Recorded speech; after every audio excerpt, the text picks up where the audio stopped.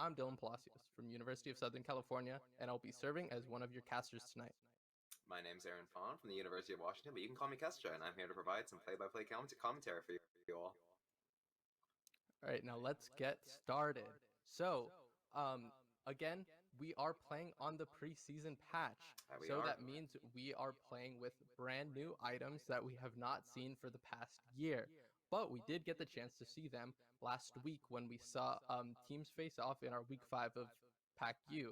And what were the big standouts, Kester, from last week? Last week, I think one of the biggest things that we saw was the absolute standout performance of tanks, especially as they used the new Sunfire Aegis item. And for those of you who don't know, this is the new upgraded version of the Sunfire Cape from the previous season. It's now in mythic form, and mythic items are these new centerpiece items for your build that are going to provide stats for all the other legendary items that enter your build and provide huge power spikes, especially when they are completed. And Sunfire Aegis, despite being a tank item, is providing so much damage once it's completed. It has that same immolate passive as it had in Season 10, but now once it's fully stacked, it is providing each of those burn stacks on your auto attacks as well. And I think one of the best users of that Sunfire Aegis that we saw in last week was Mumu. He's one of the premier junglers in the meta right now because of how well he synergizes with that item, especially with respect to one of his second item completions in the Demonic Embrace, which is going to provide additional damage over time, as well as some additional tankiness. And that 2-item power spike absolutely commanded his victory in our last week of Pac-U. And I'm hoping to see teams either with countermeasures to it, or we might even need to see it banned in all of our matches today, because right now it seems like it is absolutely unstoppable, not only in solo queue and on stage.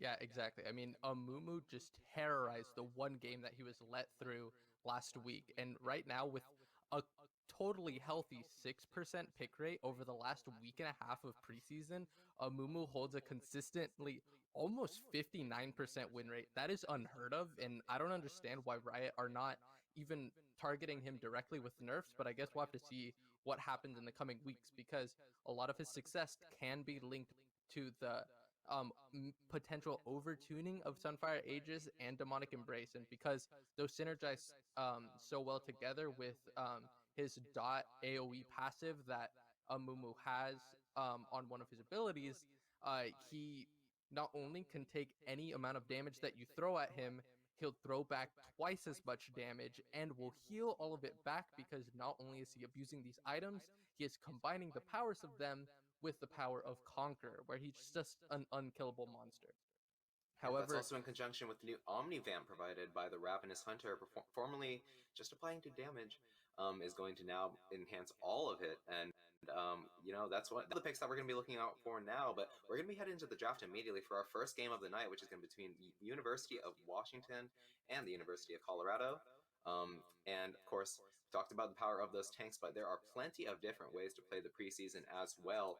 I think another big standout performance we've seen, especially as far as synergy with those new mythic items, has been those mages, and how they use plenty of these new items among the Night Harvester and the Rift Maker and that Hextech Rocket Belt. Yeah, AP champions have been winning this preseason with so much versatility in their mythic items, where a lot of them are really strong, where most of these AP items are looking to get nerfed as we go into 10.25, the next patch of preseason, but we're not there just yet. So we're going to be using those items that are in a really strong state, whether it's the Luden's Tempest, the Hextech Rocket Belt, Night Harvester, Leandri's Anguish. It doesn't matter what you pick, because it's going to be hitting hard. That's what this preseason is about. It's not necessarily just about the versatility, it's just the increase in damage all around from these items that are just being added to the Rift. So it really, really sucks to be a squishy character, namely if you're an AD carry, because you're going to get popped in 2 seconds. One of the biggest things that ADC players were really excited for coming into this preseason was that they were going to get versatility with their Gale Force, their dash, or the Immortal Shield Bow that would start giving them a giant shield to keep them alive, but everything else got buffed. Everything else got more damage, so ADCs might have gotten some, but mages, tanks, assassins, they got so much more. So we've really got to keep an eye on these ADC picks as well, because a lot of them aren't doing great. However, there are a couple standout performers that are not necessarily utilizing these new crit items and more so utilizing the lethality items, namely the mythic item Eclipse. So we'll be looking out for potentially a Jhin with the Eclipse, or maybe even a Draven if these ADC players are feeling a little spicy tonight. Yeah, Eclipse, one of the most powerful items of the preseason, providing additional percent health damage, as well as a shield, as well as movement speed, just everything you could ask for as an AD champion. And if picks coming out into the blue, like Draven and Amumu, are any indication, one of the biggest boons of the preseason has been how picks that have largely been in the closet so far, especially in the past season 10, are starting to come out into the limelight because of the new playstyles that these items enable, and I am all for it.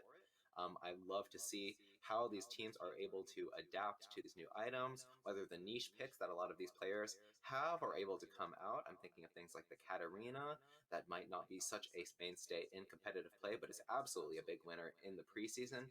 And there are just so many ways to work with these items. And I think one thing that is worth noting is that here at the Pac-U, our athletes are in fact students, and this preseason is coming in at a bit of a strange time where a lot of these students are winding down in their quarters. Some of them are entering their finals weeks as we speak, and that dynamic of them not having a lot of time to adjust and having to so many new pieces of information, new different items and playstyles to take in, I think is going to create a very interesting meta game where we're seeing a lot of on-the-fly adjustment and a lot of niche picks being brought out into the limelight. Yep, we're going to see some seriously interesting dynamics because last week, one of the biggest factors in the teams that won, if not dominated the games, are the ones who we could tell did their research in the preseason. They were the ones that were pulling out the tech items, maybe the Serpent's Fang, or different combinations of understanding what champions are strong and for what reasons. Doing that research this fast is really going to prove as a way that these teams can win, because even if there's a lapse in microplay or communication here and there, if you're just playing the better champions or building the correct items, that might be what wins out today's games. And with these teams definitely being one of the stronger teams, or some of the stronger teams that we've seen over the past couple weeks, any edge that any of these teams can get might be the difference.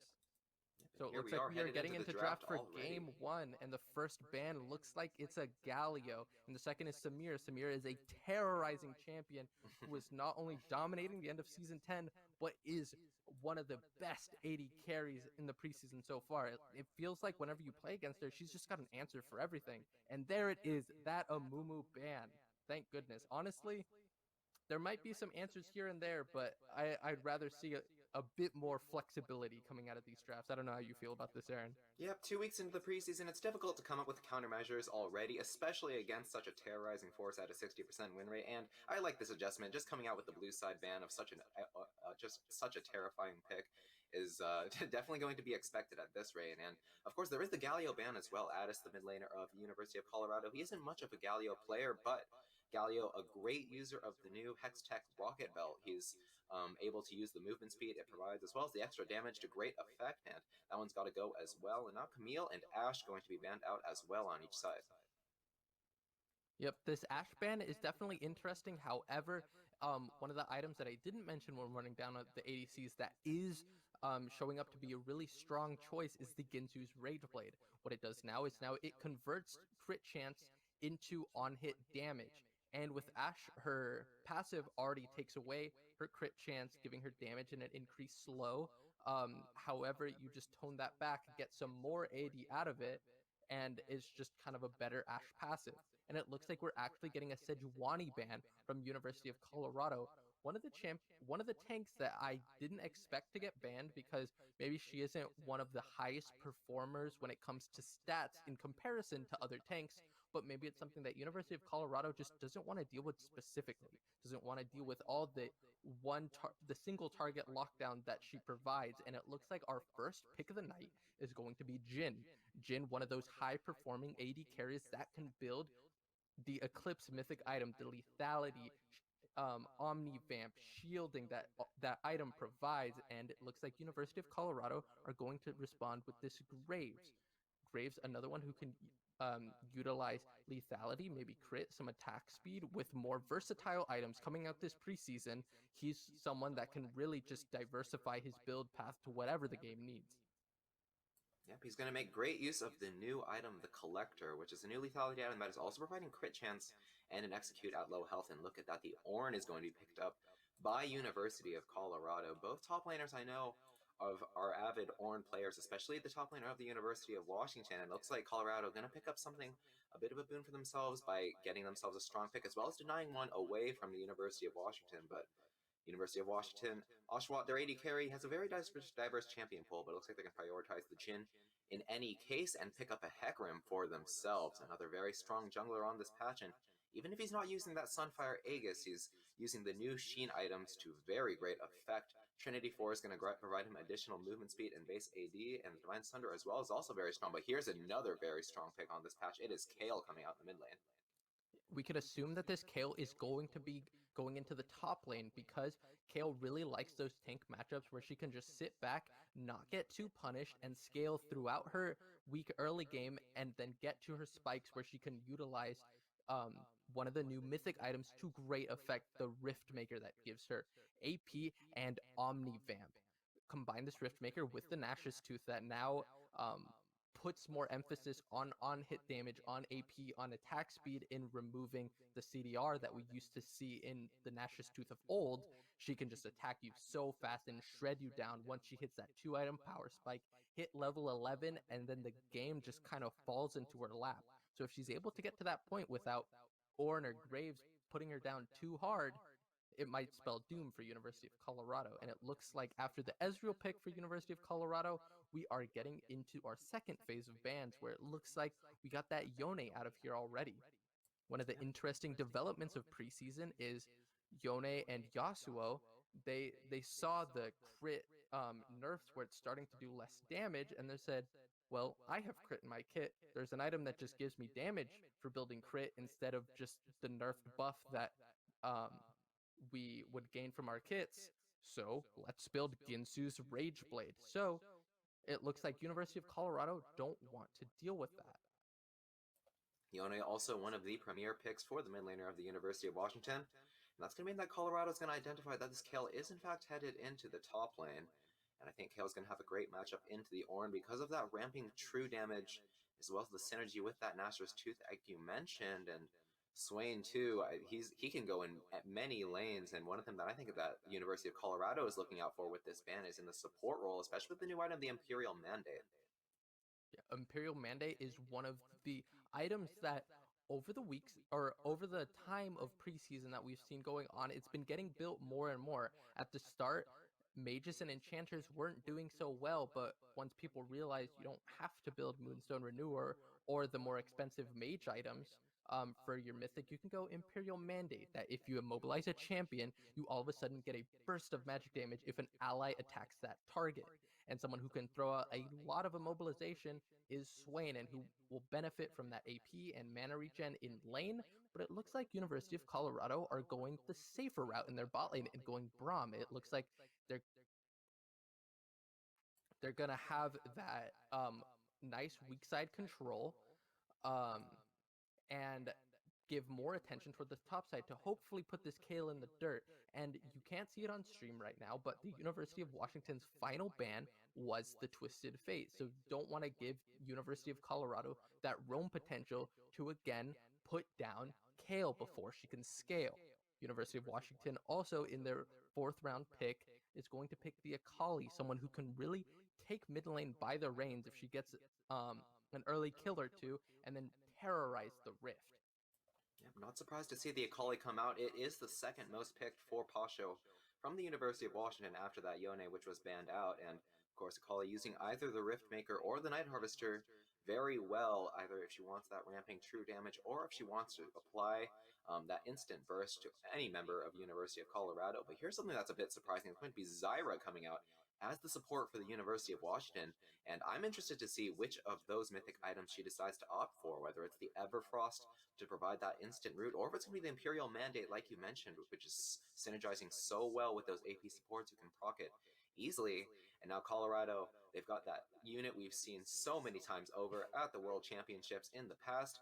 Ornn, Graves, and Orianna going to form that top side for the University of Colorado.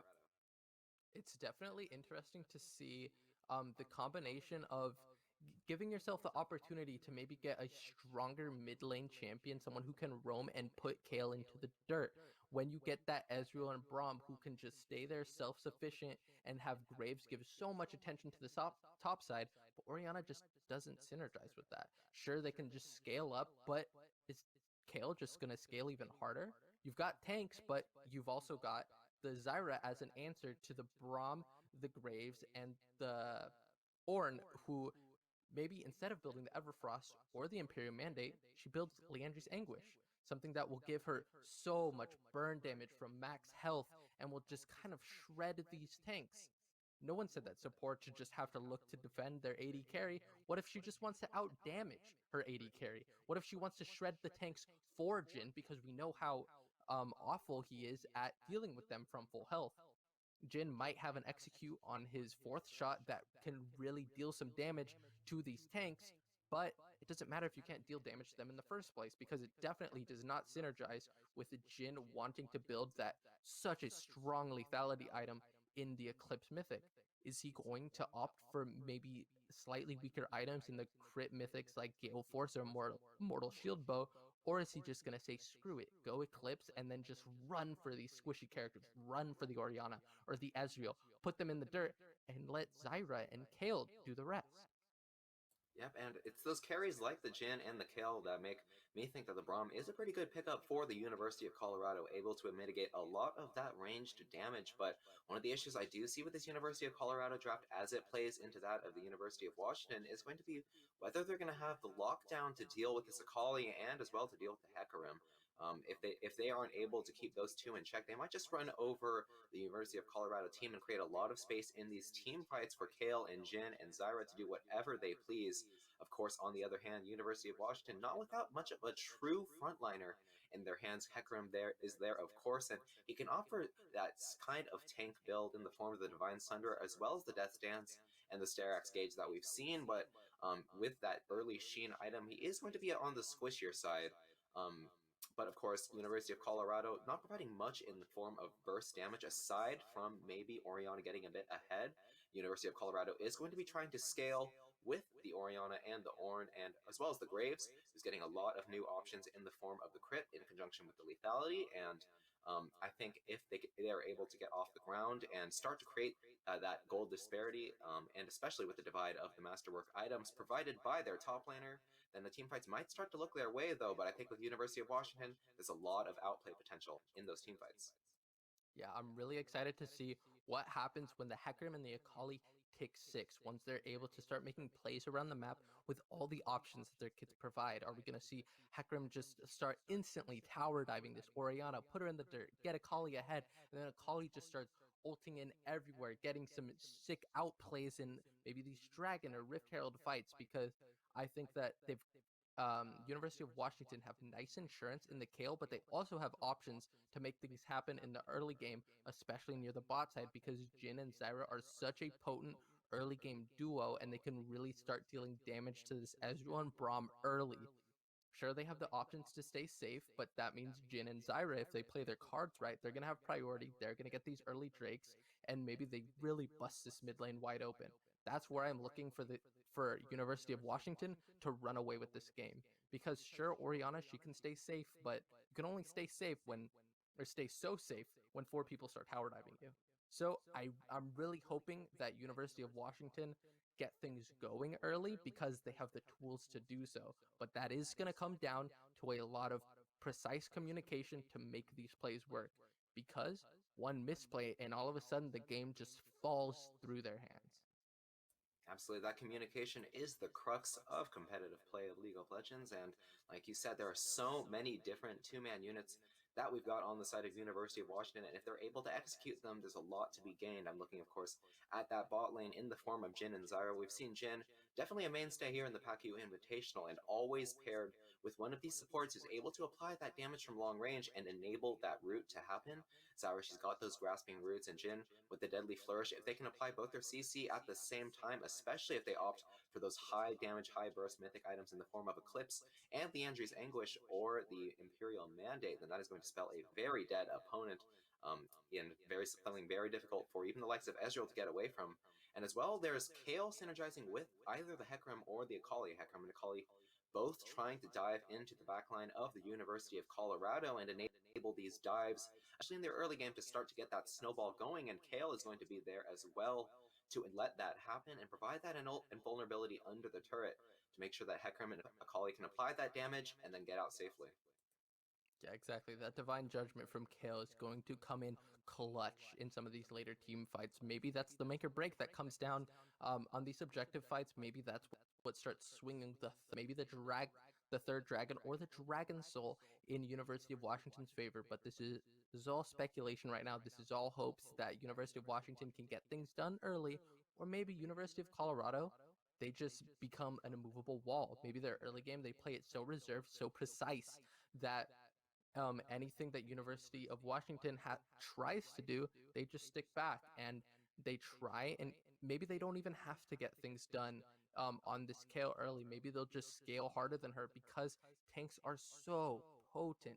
Maybe this Ornn, especially with his new rework on his passive, because before there were a select few items that he would be able to upgrade, but now the items that he can upgrade are these brand new mythic items. There is no more issue of your Ornn, your team builds their items, but all of a sudden they're not an Ornn upgradable item. Now that's a problem of the past where it's all these mythic items that everyone's going to be building. So he is going to be able to get that insane gold value from his passive as we get into the later stages of this game. So I'm Yep. really excited to see what happens. And my eyes are on the early game, or getting things done early. However, I'm really the game's going to be decided once we get past that 25-30 minute mark, because even if University of Washington gets things done early, um Colorado, they're still going to have options later. They're going to scale no matter what, and I don't know. I guess we'll see. Yep, that it is. Neither of these teams, especially pivoting around the early game, but it is going to depend on whether that snowball is going to get going, especially for the University of Washington. And like you said, on the other hand, University of Colorado, Orianna, and Ornn are two very powerful scaling champions, and of course, Ezreal and Braum, very safe laners as well, and they're just going to be trying to bide their time and let things happen in the early game, trying to avoid as many losses as they can before things get too out of hand, and of course rely on that inevitability. And here we are getting into the game immediately. Hecarim and Graves, they are fairly well scalers. I'd say Graves does scale quite a bit better than the Hecarim, but one thing that is important to note is that they are also very well capable of getting things done in this early game, and I'd like to see where they decide to pivot their attention to. One of the most important lanes, I think, is going to be in the top lane, where Kale and Ornn, they are both very powerful scaling champions. Kale, once she hits that level 16, is going to be providing so much area effect damage with such quick attack speed. But on the other hand, Ornn, as compensation for losing an extra upgrade on one of his legendary items, is now getting improved resistances for each of those mythic items that he upgrades for his allies. Now is going to make him a very, very tanky top laner, an immovable front line for the University of Colorado if he can get to that point. And we're going to have to see whether these junglers decide to tip the favor of the top lane into one of their allies, or if they want to try to make these plays in the bot lane, which is looking volatile in the form of the Jhin and the Zyra and the pick potential that those two pose. But here's the bot lane of Colorado starting to move forward into University of Washington's jungle. It's not too well defended on the side of University of Washington, but of course, it doesn't look like Colorado is trying to move just yet. Here it is. Looks like we've got a late invade on our hands. Orianna moving as well. We've got a 4-man unit making their way into University of Washington's jungle, and they don't suspect a thing. The careful thing is going to come down, most likely on the side of Colorado, but it looks like for the most part, University of Washington not expecting this late invade and are just going to start on their blue side. We'll see whether they knew this was coming and are going to try to move toward the top side of Colorado, or if they're going to get 3 left and not provide anything for it. One of the actually 2 giveaways for this late invade are the way that Ezreal and Braum and the Orianna passed into their lanes late. They came clearly from University of Washington's jungle, so this is where hopefully the communication comes in for University of Washington, and Morona is able to identify that he got invaded and he's going to go for the vertical jungle, which it looks like he is already on the path to doing. It looks like he's going to go for those Raptors and red buff and take them from Graves and leave him on the top side of the map. maybe he's going to be able to get early things done, but it looks like Addis has wisened up to this and is putting some damage on Hecarim. Wait a second, the Ghost is going to be forced out from Morona on the Hecarim. He's only going to get the small race for his troubles to the Raptors. Excuse me, and Graves, once he's tipped off to what's happening in his top side, is going to path immediately over and finish off that big Raptor. Props to Addis for that ward and the heads up on what would happen after that vertical jungling experience, and Morona is just going to have to go back to taking his wolves in the blue side of his jungle, and is going to be deprived of a red buff as a result, and that is going to be an advantageous jungle pathing for University of Colorado, and props to them for that early invade. Yep, really great communication coming down from them, and it looks like University of Washington's bot lane are trading back for a bit of an advantageous health advantage coming in here. But this is exactly what we expected when we see Jhin Zyra versus Ezreal Braum. It looks like Rax, Colorado's Ezreal, wisened up to this as well before they even got into the match. He has the Doran's shield to get through this incredibly weak laning phase. That will come in clutch when you have Zyra's plants constantly throwing dot damage at him, and it allows Doran's shield to constantly refresh and get the maximum amount of healing out of it. But it looks like despite the Doran's shield, they just keep getting burned down in these trades. They just have to stay as far away from University of Washington's duo as possible. And look at this dynamic in the top lane. Kayle going to be a melee champion until she hits level 6 and unlocks that ranged capability, but for the moment she's actually going to be getting pushed in by Ornn, who, even though he's a scaler, is nothing to sniff at when it comes to lane. He's got a lot of powerful combos, and if he's able to get those brittle stacks for that % health damage, he's able to trade very strongly, and it looks like he's able to use that trading to his advantage as he gets an early back and picks up a ruby crystal to start to bolster his power in this lane. The Doran shield also making it very difficult for the Kayle to push him out, but like you said, bot lane looking even more volatile than the opposing side lane, and Ezreal and Braum doing everything they can just to try to hang in there and pick up CS wherever they can, but the Jhin Zyra, it's so hard to deal with. Look at how pushed in the opponents are with so little mana on their hands, and Oshawa, the University of Washington, is picking up an early CS lead of more than 10 at this rate, but looks like Carson from University of Colorado is going to start to try to even things up. Jhin stuck on his fortune, he's going to get taken by the smoke screen. Exhaust is going to come down onto Zyra. He's going to get pushed up away as well, and Darkness is going to be able to walk away from that one and almost turn the tables onto Rax on the University of Colorado, who goes down very, very low. I wouldn't be imagining his health bar was any lower than 1 health there, but no kill's going to happen just yet, and look at the power of University of Washington to almost turn around that ball gang, and now the mid game going to come down as well from the University of Washington, going to force out the flash from Addis on that Orianna, and that is going to mean that out of 2 games, it's going to be the University of Washington coming out on top, although summoners were popped on their side as well. More were popped on the side of University of Colorado. This is really good to see from University of Washington because they're getting these early advantages. Sure, they didn't wind up in kills, but it is turning into a 20 CS advantage for the Jhin. He is so far ahead of this Ezreal. Ezreal's going back, and all he's able to pick up is a tear and a ruby crystal to give him a little more help to be able to pick it up. Wait a second, here's a return gank in the mid lane. The devastating charge is going to come down, and Addis does not have flash, does not have mana, but does have a shockwave, and he does have enough time for Carson to get in and try to put down that smoke screen, but it's not going to happen, and Carson just going to try to chase away that horse from his mid laner. Fortunately, nothing else going to be popped there, and Lol's going to miss the charge, but he's going to put down the ultimate anyway. The Call of the Forge God's going to come down, as well as the Brittle auto attack, and one more is going to do it, but the flash away from Sicko is going to mean that he's going to escape with his life, but look how dangerous that Ornn is as soon as he hits level 6. I imagine if he had Ignite, that was going to be a kill, but speaking of kills, here's one coming down to Addis potentially. Daniel, he's got the ultimate, there's that flawless execution to pick up the first blood, 1v3, going to be an advantageous trade there, but it looks like the kill was finished off anyway in the top lane, as Lol, between 2 turrets, is going to finish off that kill onto Sicko, even using his flash for it. Knew that the opponent did not have flash, is able to trade away that solo kill, but it looks like Colorado going to try to start up this dragon in any case. That was insane by Daniel, and that was all because of that Hecarim pressure gank in the mid lane. He knew that when he was going onto the Orianna, that nothing would really come of it. He wouldn't get the kill, but what he did get was that shockwave. That is exactly what allowed Daniel to just lip in on his Akali and killed that Orianna, go 1 for 1 in a 1v3.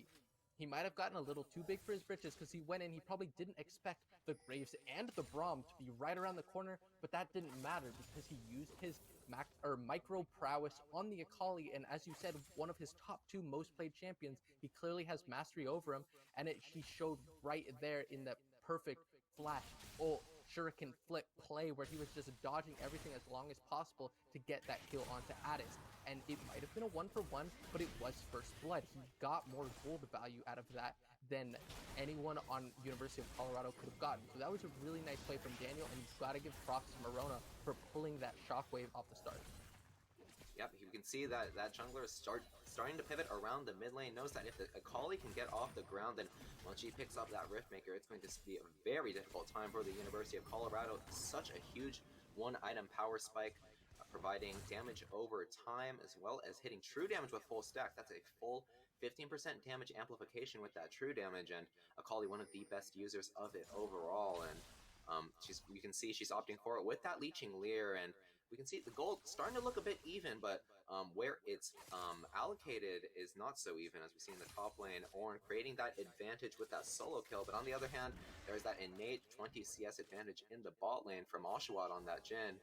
Carson now looking to maybe find a gank in the top lane, but gonna get spotted out by Ward and just maybe try to look for this Rift Herald. And now Daniel on the Akali is trying to look for something, but is gonna get chased off by the appearance of Braum along with Addis.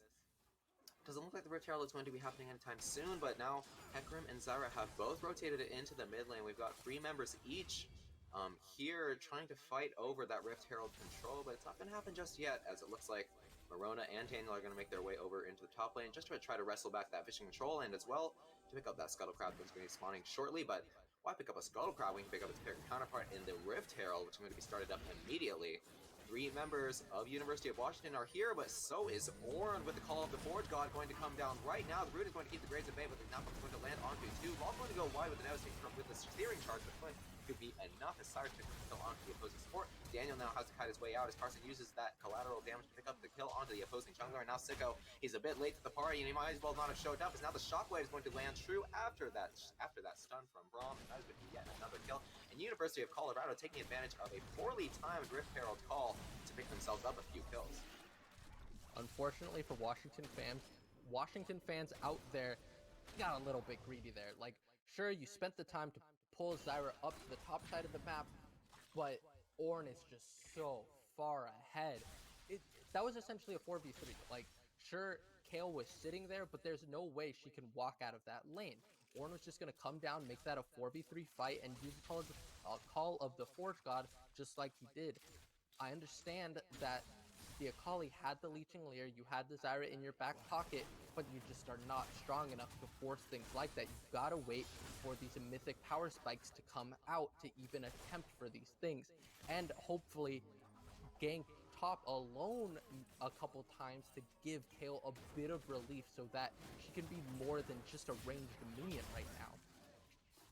Yep, a bit of a lapse in communication for the University of Washington is going to mean that Carson is now 2-0-2 on this Graves with a 20 CS advantage in the jungle. He's got that Serrated Dirk already, and I can imagine he's opting for that Eclipse. There it is, coming out immediately 10 minutes into the game, as Morona is still working on that Trinity Force on the other hand, and he's got the Rift Herald as well, Carson does, to increase that gold disparity, and it's going to be very difficult for anyone on the side of University of Washington to try to fight this Graves at this moment. That Eclipse so powerful with that sustained damage, as well as the tankiness in the shield, and that extra movement speed. Just a very powerful power spike, and the first mythic item on the map so far. And on the other hand, things are starting to look pretty bleak in the other lanes besides the bot lane. 20 CS advantage in the top lane as well, and the Ornn, he was able to use the priority he had on the top lane during that Rift Herald exchange to make it to the fight first, and Carson trying to use that mythic power to his advantage as he makes his way onto Daniel, and the Shockwave is going to connect onto the Akali. Glacial Bright is going to not land, but Morona's going to try to dive in to protect his mid laner Daniel, keeping himself alive in that Shroud, but it looks like Morona's sacrifice might have been for nothing, as Daniel is going to walk away from that one, but at the cost of his jungler's life. And there's Carson using that Eclipse to the fullest advantage, looking for the play wherever he can, and now looking for the Rift Herald to come down onto this mid lane turret and get himself some plays. Yep, it looks like that play there is not only going to net University of Colorado some more gold onto the Graves, it is going to give them the second dragon of the game. He's about to throw down his Rift Herald, even get first turret here, get the second dragon, which is an Ocean Drake, and University of Colorado is in such a great position right now. This is just one of those situations where University of Washington, they knew they had to get something done early, and they just didn't do it in the right ways. The the gap in the top lane was too much when they went for the Rift Herald, and now they're paying the price for it. The Graves is so strong, and with that Eclipse, he's going to be able to do whatever he wants as Ornn is going for another solo kill. Yeah, it looks like this solo kill is about to happen. Sicko's running away. He doesn't have any mana, but he does have a press the attack, and he has a flash for one more auto. Lol was trying to chase down that kill with whatever he had left, but he didn't want to use the flash. He had the Sunfire Aegis advantage, but he just didn't want to use that summoner spell. He felt like since the kill was running towards his turret, that kill was all but locked up, but Sicko was kiting beautifully and was able to get those autos in, and once that press the attack was popped, the tables were completely turned on the opposing top laner, and that was going to mean a returning solo kill. And the CS advantage starting to even out in the top lane. A great play from Sicko to turn on what looked like a solo kill. Yeah, we've got a bit of an ADC main on our hands in the top lane. Okay, that kiting was beautiful, and dodging that flame pillar from Ornn was perfect, because if he was able to hit that, get that slow onto Kayle, that kill was in Lol's lap. But he did it. Sicko was just able to kite so beautifully, dodge the last skill shot, and just get that solo kill for himself. That press the attack bonus damage was just doing so much for him. It didn't matter that Ornn had Aegis and Kayle didn't even have the Nash's Tooth yet. He was just able to tick that damage over and over again, and Ornn was just too slow to keep up. I guess that was exactly what University of Washington needed to try and get back into this game. But University of Colorado understands that they are still in the lead here, and they're trying to rip as much gold from Hecarim's clutches as possible. They're really trying to squeeze University of Washington out while they have this advantage, because who knows, maybe it flips soon. Maybe with the next neutral objective, Kayle's a bit of a champion now. She's one level away from level 11, where she starts doing that splash damage on her on her auto attacks, and she really starts outputting damage. That bot side invade, Graves taking away the Raptors and the red. You can see what happens when that mid lane tier 1 turret drops so quickly. It opens up so much space for the University of Colorado to get in there and counter jungle with impunity as they just make their way back to the bot side. And very difficult for both Hecarim as well as the Akali to farm at this rate. Hecarim, he's trying to get that mythic item, and it's finally come down 14 minutes. The Trinity Force is going to be completed for the Hecarim. Improved from its counterpart, going to provide a bit less stats, but also going to provide some ramping movement speed and ramping base AD as well. And the Riftmaker also completed for Akali in the mid lane. That's that power spike we were talking about, and we're going to see whether she's able to use it to effect. But let's see Carson flash onto Sicko with the smoke screen. Shockwave is going to keep Sicko in their clutches as the collateral damage is going to secure that kill for Addis in the mid lane. And now 3 members of the University of Colorado are making their way over to the top lane to break this turret. Brom's going to be here as well to make sure this one goes smoothly, as Lol in the bot lane is going to pick up the farm down there as well. And Washington, they're moving their bot lane up to the top, but it looks like it's going to be a bit too late as Roxy's putting autos, and he has the wave to finish off this turret in just a moment. And now Carson's waiting in the clutches in the tri-bush. Darkest, though, has the plants to make sure that they're spotted out and not going to get ganked once again, but Carson is still looking devastatingly powerful at this stage in the game with Mercury's Treads and double lethality completed with that Eclipse. At University of Colorado right now, they're positioning aggressively into University of Washington's jungle so that they could get down that vision line, exert their pressure, and take this Rift Herald for free. There's nothing that University of Washington can really do to respond here. Zyra's the only one in the area, and we've got Morona just spending this time. He knows that they can't contest, so he's going to get as much gold as possible in University of Colorado's bottom side jungle, but it looks like Lol has wisened up to this. Yeah, here's Morona. He thought he had a blue buff on his hands, but Lol is here to stop him. He's going to miss the searing charge. The call of the Ford God is going to be pushed out, and the flash going to make sure that it lands. Unfortunately, Addis is here to try to keep his top laner alive, but it's going to be a 1-for-1 at this rate. Sicko is here to try to back up his jungler, who was already dead. He's going to get stunned up, and there are 3 members of the University of Colorado here to secure a kill. Once again, onto Sicko on the Kayle. Dasher's Tooth is not going to mean a lot at this rate, and Morona, he was trying to claw back whatever CS advantage that he could, but Colorado was 1 step ahead and well positioned to make sure that they were there for the counter invade. But here's the curtain call coming down onto Rex. He's stuck between a rock and a hard place as he's weaving between his turret. Darkest is on the other side, just waiting for this wave to come in, trying to land the roots, but they did not land there. Here's Oshawott under the turret. He's going to get the Dark Harvest stack, and the ultimate going to come down. That instant damage is going to secure the kill for the AD carry of the University of Washington. A bit of a close call for their support, but that is going to be a kill nonetheless. Unfortunately, going to even things out at 2-for-2 at this stage. Yeah, it looks like University of Washington's bot lane is consistently the one place, or the one duo that is clawing any type of advantage or even just redemption in this game, because on all other fronts, University of Washington is just getting squeezed out. You saw that it was a perfect display in that bottom side fight where Hecarim, he was trying to claw back any type of gold where he thought he was potentially safe. They were taking the Rift Herald. What could possibly happen? This is the one place where I am the safest. This is the one time where I can finally get gold. And it didn't matter because Ornn rolled up, Orianna rolled up, and they said, nuh-uh, you don't get a consolation prize. You're losing everything.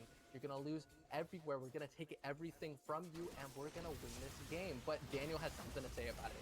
Yeah, let's see if they're going to win this team fight. As Carson going to get hit with the devastating charge, but there are 3 members here to protect him. The Glacial Fist is going to land onto 3. Daniel going to get tagged up by the True Shot Barrage as well, but the bomb is going very low as Oshawott flashes in for that last kill. Carson low as well. He's out of commission for this fight. The invulnerability is going to keep Verona alive for just a little bit. Now things are turning in the University of Washington's favor as Ball is going to get rooted out. He's looking very low, and Polly not able to keep herself alive as Ball is looking for one last brittle auto onto the kill, who picks herself up a double kill, and now Carson and Addis are all alone in this mid lane turret with very low health bars. University of Washington are hungry. They want their way back into this game, but it looks like they don't have a lot of tools yet at the moment to try to find these kills. But Darkest, he has the root. He flashes away from the shockwave, and Oshawott is going in. He has the movement speed, but he's not going to be able to follow up on this one as Kale waiting in the wings for the flank, and Carson, he has the quick draw to try to get away from this. University of Washington are still looking. They're still prowling, and the curtain call is going to come down as well. He's going to dodge away from that one with the quick draw as he's doing his wolves to keep himself alive with that Omni Vamp, and he's going to stay alive as well. Sicko, he's posturing up a little bit into the opposing jungle, but he might have bit off a bit more than he could choose. He's forced to flash over the Wraith Wall, and now the root going to come down onto Addis, and the 4th shot from Oshawott is blocked out by Brom's Unbreakable Wall, and Carson here to turn things around. Addis going to pick up that kill onto the opposing AD carry, and Darkest as well going to go down, and now it's Sicko all by his lonesome. University of Washington thought they were in the driver's seat, but those death times were just way too low for them, and 5 members of the University of Colorado are here to make sure that that team fight ends up advantageous for them. Oh, University of Washington, you finally had a moment where you came out on top. You gave Sicko double kill. That Divine Judgment saving Verona's life was perfect. That's exactly what we talked about before this game. Is this Kale is a late game insurance. Sure, they're behind now, but you can output damage. She's got the Divine Judgment to save either the Hecarim or the Kali, allow them to make plays, but they bit off more than they could chew. They should have just backed off. They tried to get more than was given to them. They can't overextend here because they're so far behind. Sure, it's only about 3k gold down, but all the gold is in the right places for University of Colorado. The Graves and the Orianna are just can so easily run over this University of Washington team if they're alive together, and then Lowell can just sit there and soak up so much damage because we only see a 3k gold advantage for University of Colorado, but that's because this Ezreal is 2,000 gold behind. But that means that the Graves and Orianna are so much farther ahead than the gold would show. They are 3,000 and 2,000 gold up respectively. They are all of University of Colorado's lead, and University of Washington has to respect that. They have to understand that if any of these 2 champions are going to come at us from an advantageous position, if we're fighting them with anything other than catching them off guard, we can't. So I mean, really that's just the respect state the that play. Washington's in. So I guess we'll have to see what happens, but they have to understand also that the people that they have to enable are this Kale and the Jhin, because the Jhin is the one person that is an actual advantageous position over his lane opponent. Like I was saying, I really respected that play from the University of Washington. They knew that they all had their mythic items, or at least their legendary components.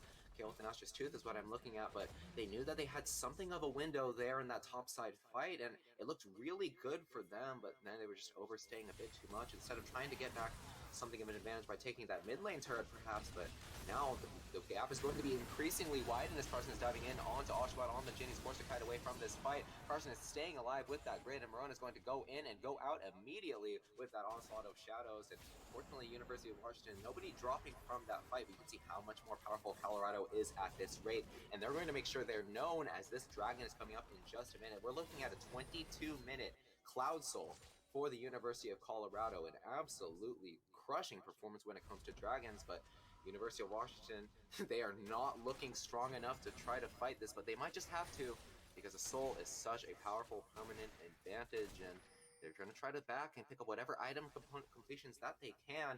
They've got some team fighting tools between Zyra's AoE ultimate as well as the combination of the Onslaught of Shadows and that Divine Judgment, but Hecarim being forced to use it to escape earlier might mean that it's not available for this Dragon play that's about to happen, and I think they might have to give it up, but they're going to be posturing anyway. The item completions, once again, not quite there, but the fight's going to be happening in the mid lane. It looks like as the Call of the Forge God is going to come down and find Daniel inside the Shroud as Carson puts out the end of the line to tag him out, and Daniel is going to go very low, but Darkest is going to go even lower as he's going to get blown up all by himself. The rest of the team cut off in the mid lane, and Kale not even able to find her way into that fight, and now in a 4v5 disadvantage, that is going to be a secured Cloud Soul for the University of Colorado at just 23 minutes, as University of Washington, even while that's not happening, are not able to accrue themselves any advantages. They're not in the side lanes right now. Kale is trying to push a bot lane wave, but even that might be too much of a danger. Graves soloing the dragon all by himself, going to make sure that the rest of the team is there to choke out any advantage that the University of Washington is able to find, and they're going to find just one more for the University of Colorado. The True Shot Barrage is not even needed. Addis once again picking up a kill. 6, 1, and 7 on this Orianna. Graves is not even needed at this rate. And as now University of Colorado making sure that they are at more than double the kills of the University of Washington at just 23 minutes. You know, I mean, at this point, it looks like University of Colorado, they're just on the same page at this point, because they're always just walking around together, and they understand that their two strongest members are this Graves and Orianna, and as long as they are around to protect them, even Ezreal, he might be behind, but he can just stand in front of them and be a meat shield, while the Orianna and Graves just one-shot everyone on Washington's team, because as we mentioned earlier, there's no tanky front line for them, and it looks like Oshawa, the saving grace of Washington, is just going to get caught out because Ornn hit him with the flank and there was nowhere for him to go. I don't think Colorado exactly had to use Color the Forge God and the Graves ult to kill him, but they did it anyways because they're at an insult to injury that it doesn't matter if we use our major cooldowns on you, because if you want to come fight for this Baron that we're looking to set up now, we don't need these ultimates because we're going to kill you anyways. It's just looking like doomsday for Washington, and I think this might be a GG go next, and we're just going to have to look for new ways to adapt to what Colorado did this game. And sure, there might be an option with this Kale. She hit Riftmaker finally, but it's going to be more than difficult. The only win condition is if they can somehow sneak this Elder Drake when it comes up in like 5 minutes, I think. And if Kale can scale up enough to potentially win that fight, if Addis or Carson are caught out of position and they're able to get one shot by somebody, then Washington have a chance. But that's a small chance in a wide sea of failure right now. There's about 6 million possibilities of this game, and there's only one where Washington wins. So we'll have to see if we see that one today. Yeah, there was a small universe where Morona tried to make the hero play and try to steal that Baron away just to keep his team in the game for a little bit longer. Well, like you said, I think it's only going to come down to whether they secure that Elder Dragon for themselves, but Colorado's not even going to give them a chance as they're setting up these picks perfectly. Addis diving in with the flash, he has the Nimbus close to front, the movement speed, and a double kill onto Morona, and the True Shot Barrage in conjunction with the rest of his damage from his team is going to mean a very dead Hecarim, and now University of Colorado with that perfectly timed Baron buffer just going to barrel their way down into the base of the University of Washington. Look to close this game out with just one wave. It's only the Akali and the Kale here to mount this base defense, but if there's anyone I wanted on this University of Washington team alive, it's probably them. I think Kale is probably the only one with any potential to clear these waves, and maybe Daniel, maybe he's got the hero play under his belt. Darkest is here too with that AoE ultimate, but Carson's flashing in immediately, and now the kill is being forced out. Daniel not able to provide any value out of it as he uses the second charge to try to get away. Sickle flashing in, but going to get blown up immediately, and now the Nexus is all exposed, and Colorado not going to flirt with this game for much longer. They pick up a few kills here and there as they get the victory lap, and a huge victory in game 1.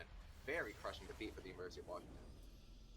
Washington, I said pick Addis, not get picked by Addis. When that Shockwave found 2 members of Washington, it was over. Like, they didn't even make it to Elder Drake. That was the only win condition that was there. But Addis said, how about we don't give you the chance and we just kill you now? And I mean, that was just the story of this game, because sure, University of Washington, they had to make things happen in the early game, but when you give the super scaling team advantages, you give the Graves 2 kills early, and he's able to get the Eclipse before anyone can think about finishing a mythic item on your team. He just runs over the rest of the game. Addis finds picks here and there when he runs with the Graves, and it was just curtains. That was it. Sure, the Kale pick might have not gone great in the early game, but I don't think that's exactly how Washington lost. Sure, Kale got behind early, but Kale came back. Kale understood where her power spikes were and where she was strong. After she got that Nash's Tooth, she was able to output that damage. But what University of Washington did was they tried to play on the top side before Kale hit that Nash's Tooth, before she was able to be anything other than a glorified ranged minion. If Kale's around pre-6, pre-Nash's Tooth, you're playing 4v3 if you're pulling up your bot lane. That just wasn't what happened. That just wasn't the card that University of Washington was able to play, but they tried to anyways. And that's where they lost the game. They lost it at Rift Herald, and Colorado was just able to run away with it from there because they had such an easy to execute and strong core team. Because there was nothing fancy that they had to do. They just had to wait for Washington to outplay themselves. Yep, that Rift Herald, absolutely the pivotal moment in that fight, and University of Washington not quite playing with their priority correctly and opting for the top side even after they had already lost 2 dragons. A bit of some poor macro decisions ended up meaning that University of Colorado was able to run away with that game. But I think that game on the side of University of Colorado was an absolute masterclass and what it looked like to how to close out a game. You hear from a lot of students of the game of League of Legends. How can I close out these games? I'm able to get these big advantages in the early games, but they always stretch out. I always end up getting outscaled. Someone gets picked. It always somehow goes poorly, and I think University of Colorado showed us here at home how to do it correctly, just flawless all across the board. Once they had those advantages going, once they had a Graves with a mythic item, they were very aggressive in looking for these plays. They were always in University of Washington's jungle, and if they didn't find themselves a kill, they were finding themselves jungle camps. They were setting up these tower takes. They were forcing these ganks to happen. Mid lane turret going down, top lane turret going down, and that meant these slow advantages being accrued for the University of Colorado just widened this gold gap and made it so that they were not able to contest any of these neutral objectives that ended up becoming so important in these late game team fights. Yeah, exactly. Like you mentioned, when University of Colorado got that advantage, they just ran away with it. They completely squeezed out any options that University of Washington had. They One of the best examples of that was when Hecarim, he was trying his hardest to gain anything he could when second Rift Herald came up. He knew he couldn't contest it, so he's like, maybe I can finally get some jungle camps. And Ornn said, "Nuh-uh, I don't need the Graves here. I don't need the Orianna here immediately. I can just walk up to you and be like, get out. Get out of here. You don't get any sort of consolation. You're just gone. You get nothing." And that's just what happened. And I think what University of Washington needs, just like I've been harping on for the entire preseason now, pick some tanks. They're easy. They scale. They make your game plan so much easier. You're not reliant on making these plays happen early. You're not forced to try and make these Rift Herald plays happen. You can scale up.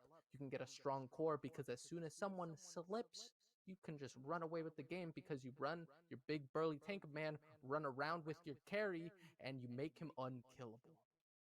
Yep, it's definitely a bit of a hard adjustment for many of these junglers who are used to that carry jungle meta from the late season 10, especially after the World Championships. But I don't think it's going to be difficult for these players to pick up that tank playstyle and, just buy a Sunfire Aegis and start to run over the enemy team once you complete that item. And but even as strong as tanks are, we definitely saw how the jungler of University of Colorado was able to play so well with that Graves, using that early game aggression and that early farming capability to be wherever he was on the map and find those opportunities, especially playing with the vision of the rest of his team. I loved watching Carson play that 2-man unit of him and Addis. They were always in the enemy jungle. They were always in the river. They were finding these plays with the vision, even when they were caught out.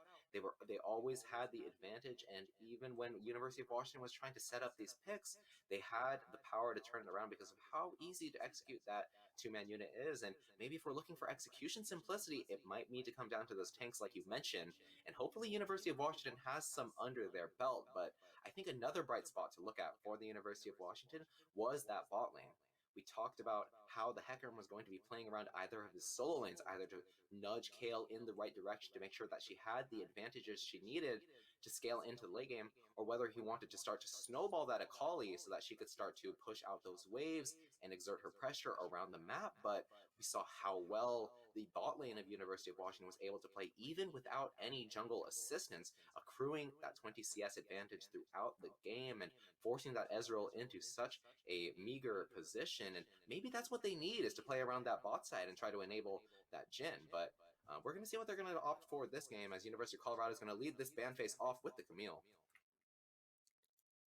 Yep, I'm excited to see what starts getting banned here, and it looks like University of Washington, they don't want to deal with that Graves. He was too much of a pain for Washington to deal with, and if they take that away, they're taking away one of the major win conditions from game one. So I like this ban, but I wonder what Washington is going to allow Colorado to pick this time, what they're going to sacrifice in their ban phase to get this Graves out of here.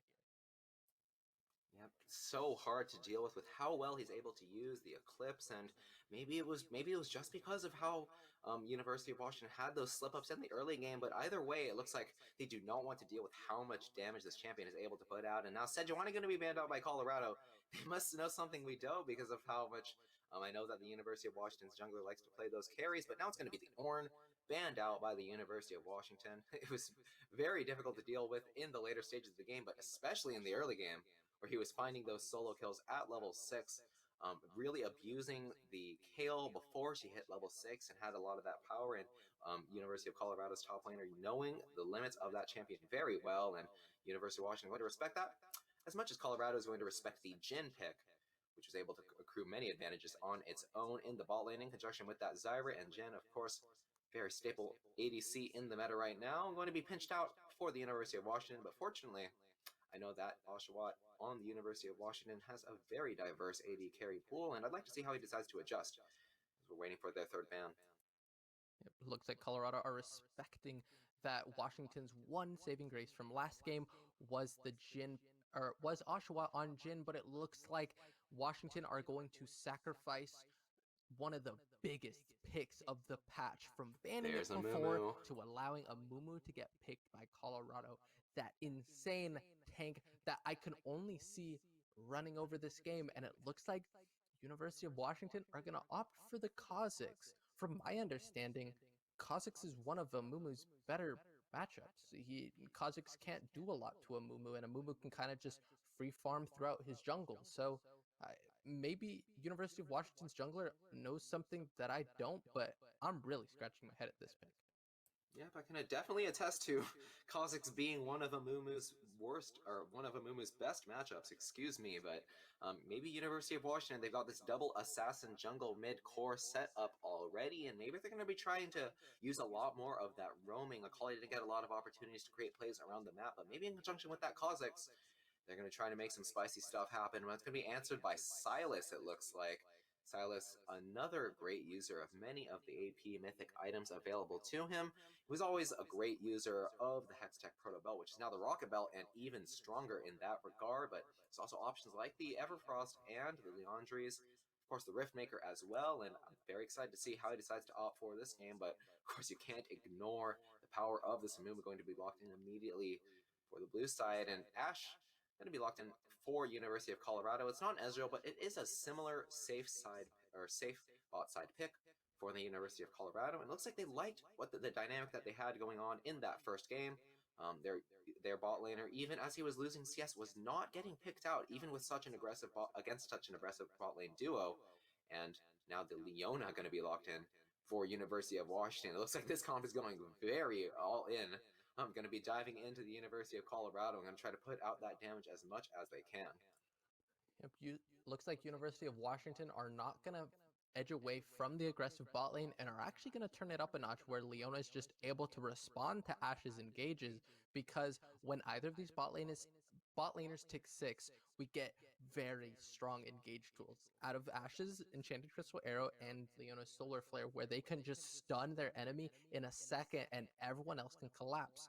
So I'm excited to see that Washington maybe they're doubling down on what they wanted to do last game, and they're giving themselves more tools to be more active in the early game. They don't want to back down. They don't want to go these tanks, go the safer route, and instead they really want to take the early game by the reins because they feel like they have the communication and the skill to do so.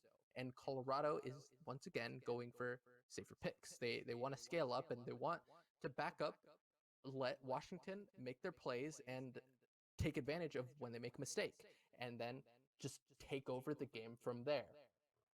Looks like Washington, they don't want to deal with some serious engage right back in their face, so they're going to ban out the Alistar and the Bard, some people that could really make action happen in the early game, and two champions that really complement the Ashe. Definitely Bard, a little more so than the Alistar, but I digress. And Colorado are attacking the diverse ADC pool of Oshawa, where Ezreal and Kai'Sa are getting banned out here. Ezreal, a really safe pick, but doesn't synergize, or he synergizes terribly with Leona. Let's keep it real here. But Kai'Sa, Leona has a lot of um, crowd control to put out, so Leona could build up the passive for Kai'Sa as she makes the engages. But Washington want a strong early game duo. They're going the Misfortune, who can also abuse Eclipse and get some really strong early game damage out. Yep, if you wanted synergy, here it is. Leona going to put that CC down, and Misfortune going to try to get that full channel of the bullet time. Like you said, a very strong early game duo, and I like this adjustment from the University of Washington. Even if those early game macro mistakes cost them the game the last game, let's not move away from that early game aggression. Let's just make it more calculated, and I like where this is going, and hopefully they're going to be able to execute on it against this team fight composition coming out for the University of Colorado. Amumu and Galio going to form a very, very tanky mid-jungle unit, as opposed to the assassin unit that we've got going on the University of Washington. And once Amumu dives in and puts down that Curse of the Sad Mummy, Galio is going to be diving in right as well with a huge knock-up. And speaking of huge tanks diving down onto the enemy team, here's Volibear being hovered for the University of Colorado. It looks like that's going to be the pick, and it's going to be a lot of team fight action for the University of Colorado. And on the other hand, University of Washington, not a lot of team fight tools apart from that bullet time. It looks like they're going to be trying to play these fights a lot scrappier with the Kha'Zix and the Akali, and I'm interested to see how their top lane pick decides to play into this kind of halves dynamic that we've going on between the Misfortune and these two assassins. Yeah, it looks like University of Washington were right to ban the Amumu and the Galio in the first game, because now University of Colorado are saying, okay, you're scared of our picks from before, so now we're gonna throw the picks back at you that you were right to be scared of the first time, because Galio and Amumu, they're just gonna run over this map. And Volibear, so darn tanky. He's gonna have this Sunfire Aegis. Not only is he gonna be so tanky, but he's gonna combine his passive and the Sunfire Aegis passive, and his autos are going to do so much damage. And honestly, Washington have to end this in 20 minutes.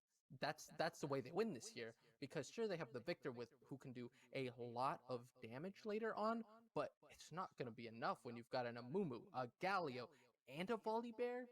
I I don't know what University of Washington can do past the 20-minute mark, honestly. Yeah, what's really scary about how the University of Washington's comp plays into that of the University of Colorado is this kind of lack of consistent damage that we've got going on. The Assassins not doing a lot in the way of damaging the Amumu and the Galio and the Volibear. Like you said, this massively tanky front line, and Misfortune, she's got that bullet time. She's got that kind of attack speed based huge consistent damage carry that the University of Washington might be looking for against that composition of the University of Colorado. But of course, there are a lot of ways that University of Washington can carve themselves these advantages, as they have the Kha'Zix and the Akali, two very slippery assassin champions with that stealth, and maybe they're going to be able to find those opportunities and look for those invades and those roams to try to catch the University of Colorado off guard and create some picks that are going to like start to build that advantage, so that that tankiness is mitigated by how much stronger the University of Washington is at that point.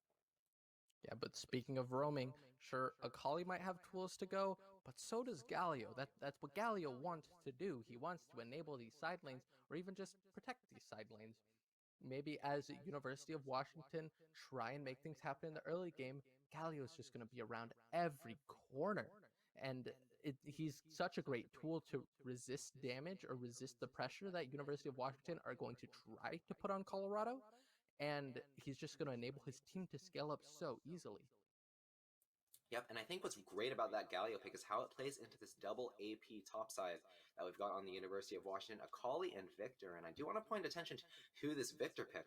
We talked about how the preseason enables a lot of picks that have largely been skeletons in the closet to come out, and Victor is one of them. We haven't seen him in competitive play for a long time, but because his former passive had him with the Hex Core item that he had to build up from the ground up, it's now going to be reworked into a kind of snowballing sort of passive where once he's putting out damage and getting CS, he's going to be building those fragments to get those upgrades for himself. And it's a very snowbally, very powerful mid lane pick that's going to be using those AP items available to him in the preseason to great effect.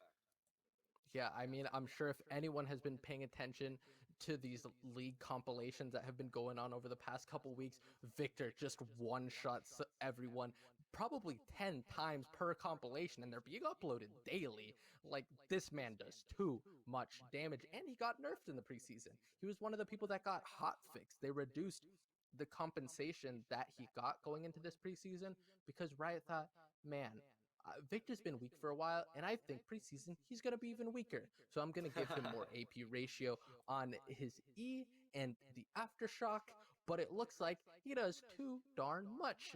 And even after getting nerfed, he is so strong. He's going to one-shot everyone at every corner. But you know what you can't one-shot?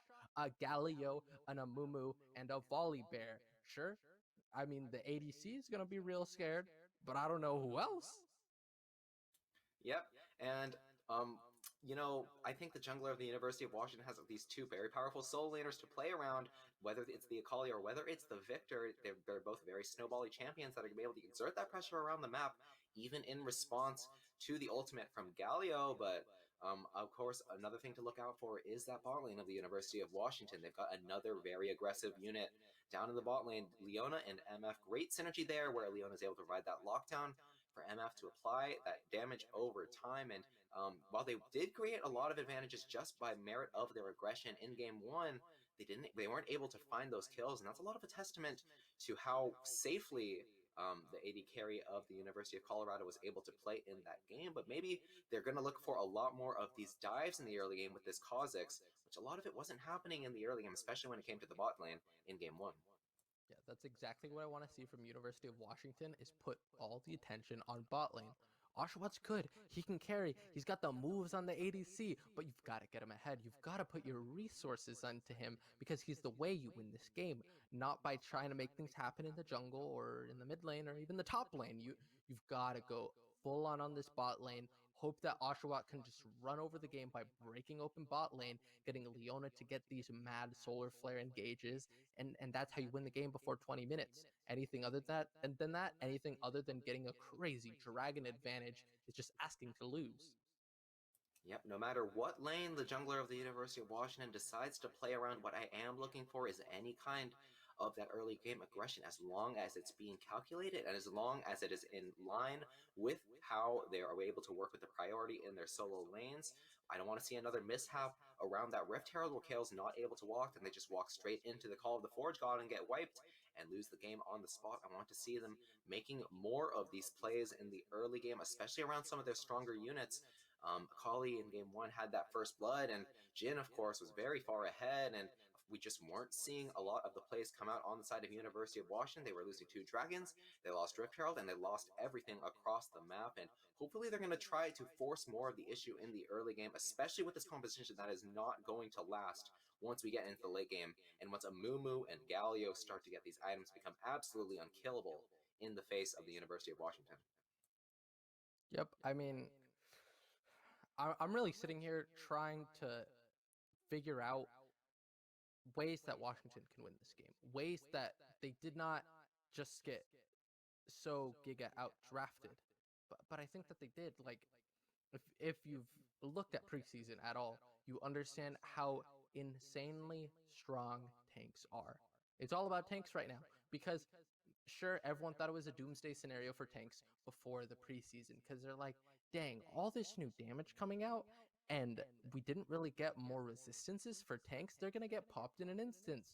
Uh, no, because everyone else got damage, but so did tanks. Sunfire Aegis does so much, especially if you're a squishy target. They're just going to burst you down in seconds. All of a sudden, every single tank just became a tankier bruiser champion.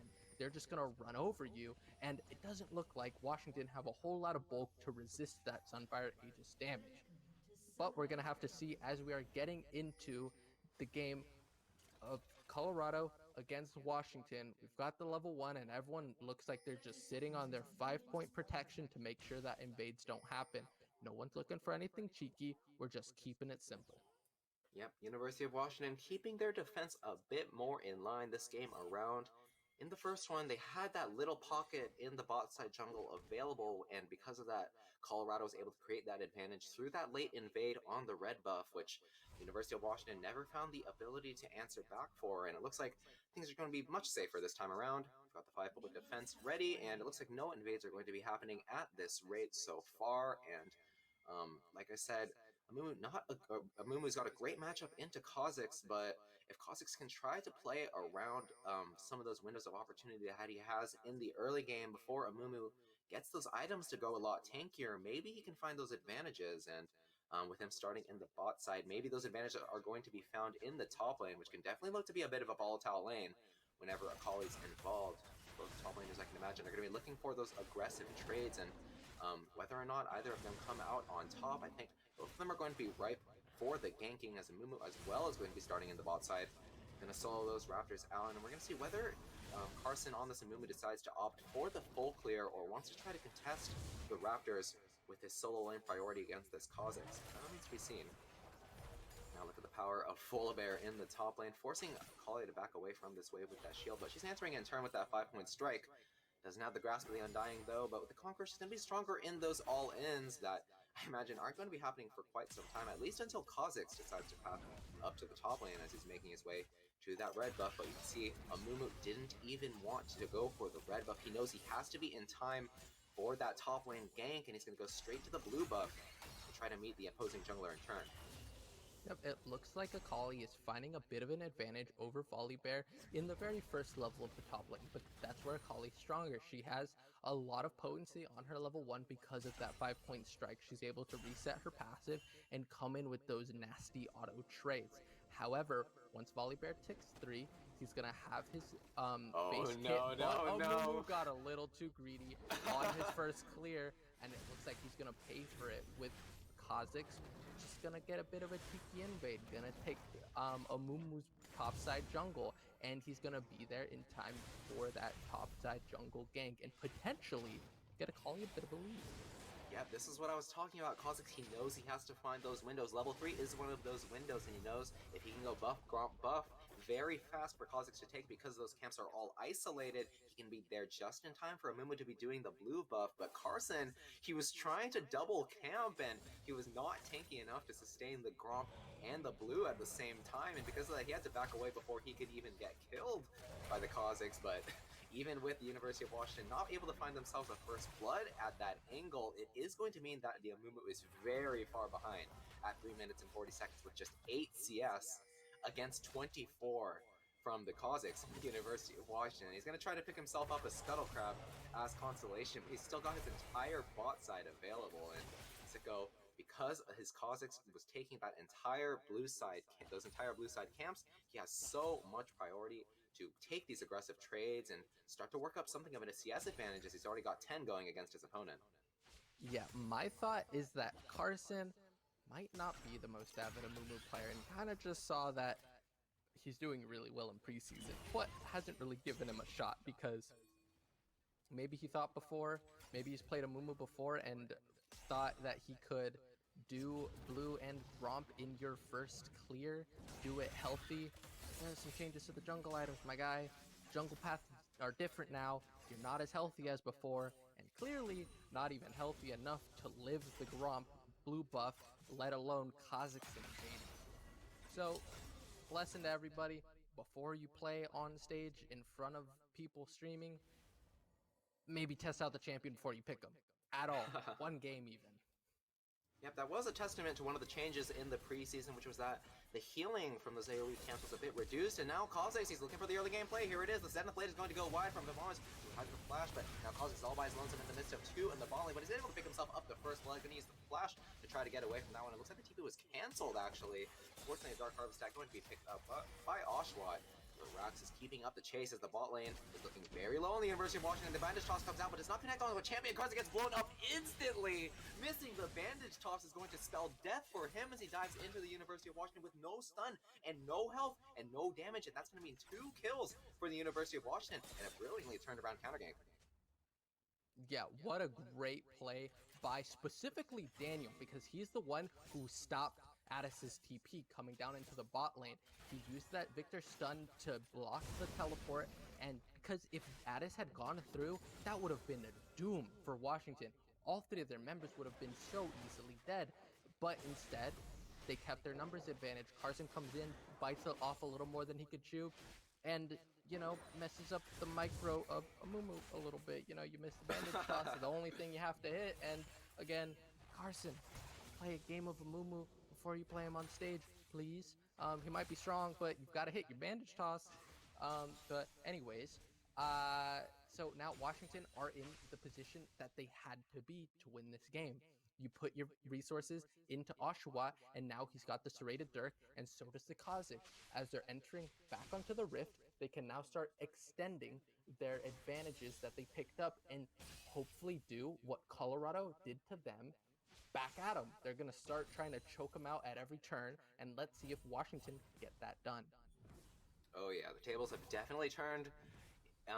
As compared to game 1, the early game totally turning on its head, as now it's University of Washington carving themselves out an early advantage shaped by that jungle and how it's able to play out. Kha'Zix doing very well to invade the Amumu and find him doing those buffs and force him away, and because of that early priority, he was able to find those 2 kills in the ball lane, and that's going to mean that the University of Washington are picking up those early game dragons, as now Addis has got the mid lane pushed out, and that's going to mean that he's able to check the dragon being taken, and Addis on his way is going to mean that Kha'Zix is forced to back away from this dragon take, and now it looks like Colorado feeling pretty ready to start this one, as they have ball lane priority as well. And now what looked like a bit of an opportunity for the University of Washington is going to mean another early game dragon going the way of the University of Colorado. They went 4-0 in dragons in game 1, and now they're starting to set up another advantage in game 2 as well. And University of Washington got to start to pick up the slack in other sides of the map with that dragon going down. Yep, I mean, Colorado, you know, they didn't have the early gold into bot lane, but they still somehow got the dragon.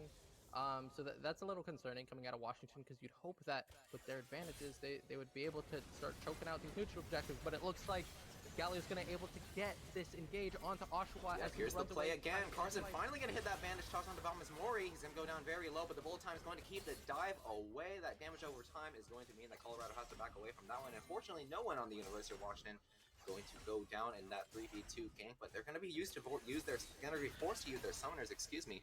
Oshawott has to flash cleanse in the face of the Amumu and the Galio, and that's a lot of crowd control on the side of University of Colorado that they have to watch out for. And with both those summoners being used, if Colorado are on top of things, they're going to be looking for this play in the bot lane once again in just a moment. But fortunately, Kha'Zix doing what he can to pick up those advantages on the other side of the map, and pick up all 3 blue side camps I can imagine, and that's going to be a great advantage for the University of Washington, considering that none of them died in that bot lane play. Yep, I mean, good by Washington to resist that engage. They found themselves in a less than advantageous position, and you know, this is concerning coming out of Washington. They just put themselves in such a great position with finding those early kills in the bot lane, but now it feels like they're on the back foot again. So they've really got to secure their communication as they go into the rest of this game, because they've got to start making plays together. They have to start extending their lead and getting these neutral objectives. Kha'Zix, you know, this is good coming out of Washington because they didn't bite off more than they could shoot. Sure, you had priority in the top lane, but it was the Amumu and Silas right about to roll up on the Kha'Zix if he had gone for that Rift Hero play. So it's good that Washington, didn't bite off more than they could chew at another Rift Herald, lose the game there, but they're doing it now as they can tell that there's not going to be pressure on them as their Victor comes back into lane. Yep, great timing as Amumu is going to be heading back to base to pick up some more items for himself, and that's going to mean that this soloed Rift Herald is going to go smoothly the way of the University of Washington, even without needing that vision control. Finally, they're the ones playing with that topside priority as Akali is accruing a huge advantage in the top lane, 20 CS up on her opponent. With that leeching Lear available, going to mean that she can constantly push in these waves and keep herself sustained, and even the Kha'Zix be looking for the play in the top lane, but fortunately Volibear is going to make his way out just in time to avoid the dive, but nevertheless, the University of Washington going to put down the Rift Herald after a few plays going down, and going to widen this gold gap even further, going to go up to 3,000 at this rate in the top lane, as well as in the jungle, as well as in the bot lane.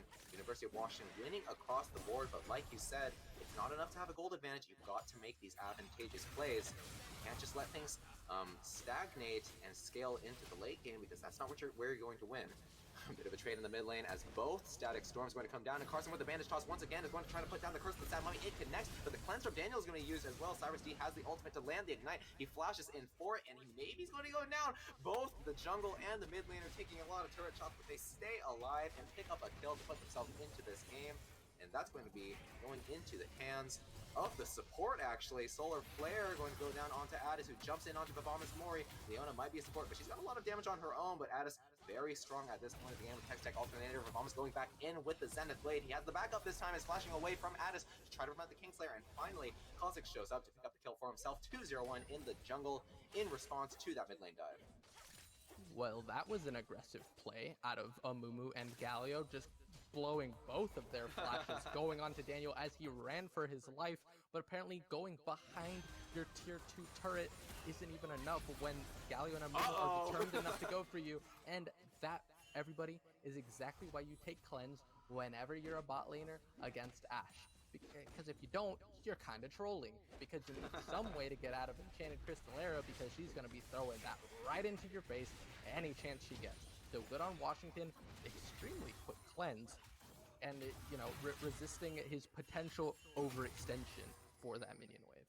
Yep, Oshawott wanted so desperately to force that wave into the enemy turret so that he could secure himself the back timing, but Enchanted Crystal Arrow there on time is going to force out the cleanse for his troubles, and now with the dragon on the way, University of Colorado is posturing in the bot side.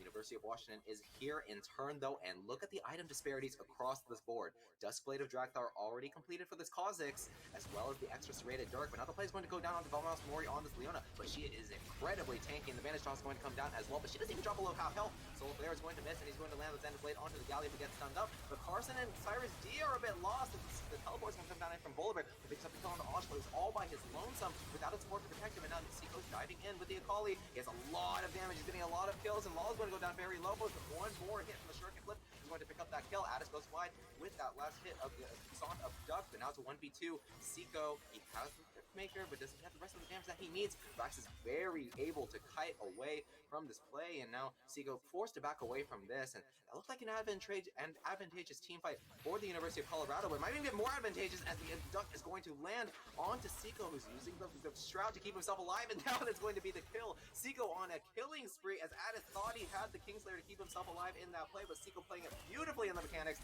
to try to outplay that one, but he can't outplay the Enchanted Crystal for much longer, as now the Shuriken Flip is going to come down. Look at how much damage he has on this Akali, but finally the shutdown is going to land on this terrifying Akali, and now the bot lane is here as well. Oshawott landing the slow with the Dark Harvest is going to try to land the bullet time, but Rax dodges away from it. Now the full channel going to connect, but Bombus is here to land the stun. The cleanse, though, from the Ashe is going to try to keep himself alive for just a little longer, buys the time for the Amumu to make his way into the play. He's got the tears, he's got the damage, but not a lot of tankiness yet, as the Dark Harvest from Oshawott is doing so much, and Zenith Blade going to land down as well. Curse with Sad Money tries to keep Leona locked up under the turret, but Cyrus D is barely able to escape away from that fight with a sliver of health and an absolutely chaotic team fight that is not even going to result for a dragon yet. Holy moly, that was a lot of action in 2 minutes. So many things happened there where I'm almost sure every single member of both teams died at some point there, except for the Volibear who didn't even show up. But there was so much action there where Colorado looked like they were so ahead, but then they overextended for Seiko as he was trying to run away into the bot lane, where he baited the Silas into trying to go for a kill. But you know, as we look at the gold now, Washington stays on top, and not by much. They're here at 4K gold, which is a lot for 15 minutes. But again, it looks like Kha'Zix is about to get picked out from going to doing that land raid. onto the Kha'Zix, who gets caught trying to do the Raptor camp. Kha'Zix doesn't do that one too fast. Unfortunately, Colorado is on top of things and able to find the play there. Onto the opposing jungler, trying to use his advantage to find counter jungling, but not a great opportunity for it, as he did not have a lot of teammates there to back him up. And now Seiko has the Rift Maker, but there's the Sunfire Aegis that we talked about on the side of Lol on the Volibear, and it's going to be a 1v1 for just a little bit. And now Carson's here to show up. He has the tears coming down, but does he have the bandage toss to land onto Seiko? He tries to kite away from it. He gets locked up though. The bandage toss, very patient with its usage, and the aftershock going to connect as well. And now Seiko's all by his lonesome and going to get killed up by Carson. Finally, Addis there to secure the kill as well. And Colorado starting to even up this kill scoreline, even as they are 3,000 gold down. Yep, that is exactly what I was about to talk about, is that Washington might have been 4K gold up, now only 3.5, and that's not enough. I mean, sure, it seems like in a normal situation that it would be a lot for 15 minutes, but it's not for them right now. Speaking of a lot, here's a lot of damage coming out from Addis, who has the stolen storm from Victor to try to put down a lot of damage onto him, and Cyrus D used the ultimate to follow up as well, but Victor, with a lot of movement speed, is able to kite away from that one. He has the phase rush as well as the movement speed from his Q to kite that play away, and not even going to be forced to use either his flash or his cleanse. And well played from him to avoid that play and force out the Galio ult, which is going to create something of a window for the University of Washington should they try to look for a play. And speaking of plays, Rift Herald going to be started once again by the Kha'Zix. It was solo last time. It looks like it's going to be soloed again. Sicko maybe going to throw a 5-point strike here and there, but not even going to bother with that, as it looks like the University of Colorado not feeling too strongly to contest this one. They know even as the Kha'Zix is starting to taper off, he still has a lot of lethality and a big gold advantage over the opposing jungler, and with Amumu just wanting to get an advantage for himself by clearing those bot side camps. Second Herald is going to go the way of the University of Washington, and I'm interested to see how they decide to use this one, as the lane turret, it's not cracked yet, but the top lane one is, and maybe they look for the play in the bot lane as well. It's good that Washington found that, you know, that single win by getting another Rift Herald here, giving them a potential to find somewhere to blow wide open, but they've got to do it fast. That fight in the top lane where Akali was just trying to beat on Volibear so badly, that's just going to be representative of what's going to happen for the rest of the game. We're at this point now where Washington, sure, they have a gold lead, but it's already closing up. And they are these assassins that are going to try and knock down these beefy tanks that are just going to laugh at these damages.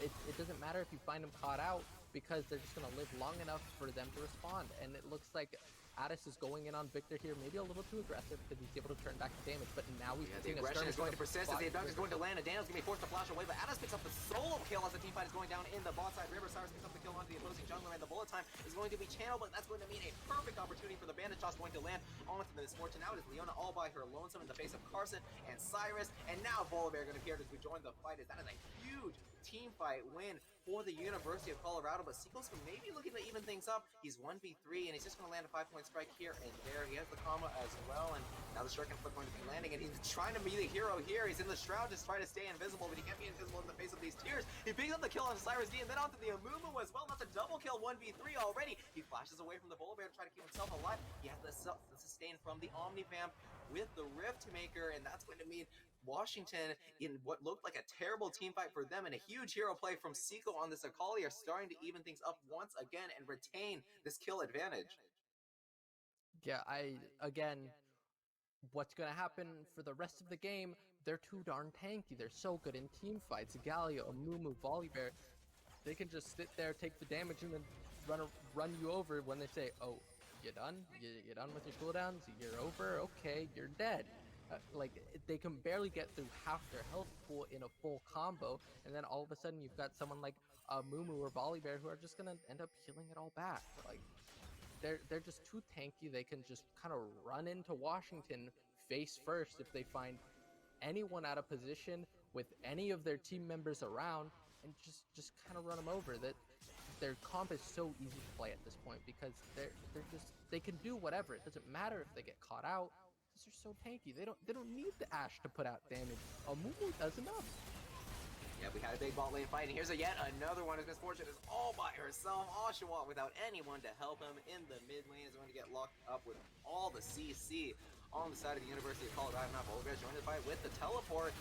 Rack is going to get caught out by the stun, but Zico is going to be able to pick the kill on the 80 carry. But now he's blocked up by all these tanks, and he's not going to last for much longer with all that Omni Ban. But now the fight is looking on the side of the University of Washington as Victor has free reign to run over his opponents. And now Addis is the only one left alive on the side of the University of Colorado. And now, with Colorado using all of their resources to try to just kill the Misfortune and the Akali, opens up so many opportunities for the Cossacks and the Victor to run around and put out that damage, even in the face of the tanky members of the Colorado. And that's going to be the Mountain Dragon going the way of University of Washington, which is huge against all of these tanky members of the opposing composition.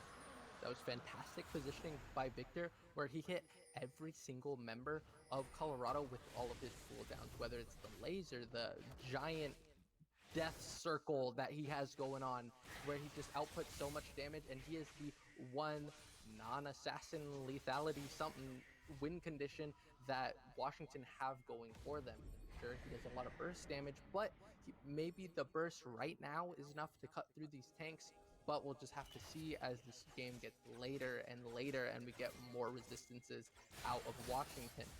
The ticking clock for Washington that they've got to be aware of is when this Amumu eventually builds Demonic Embrace. Because as soon as we get Demonic Embrace, Amumu starts doing so much more damage.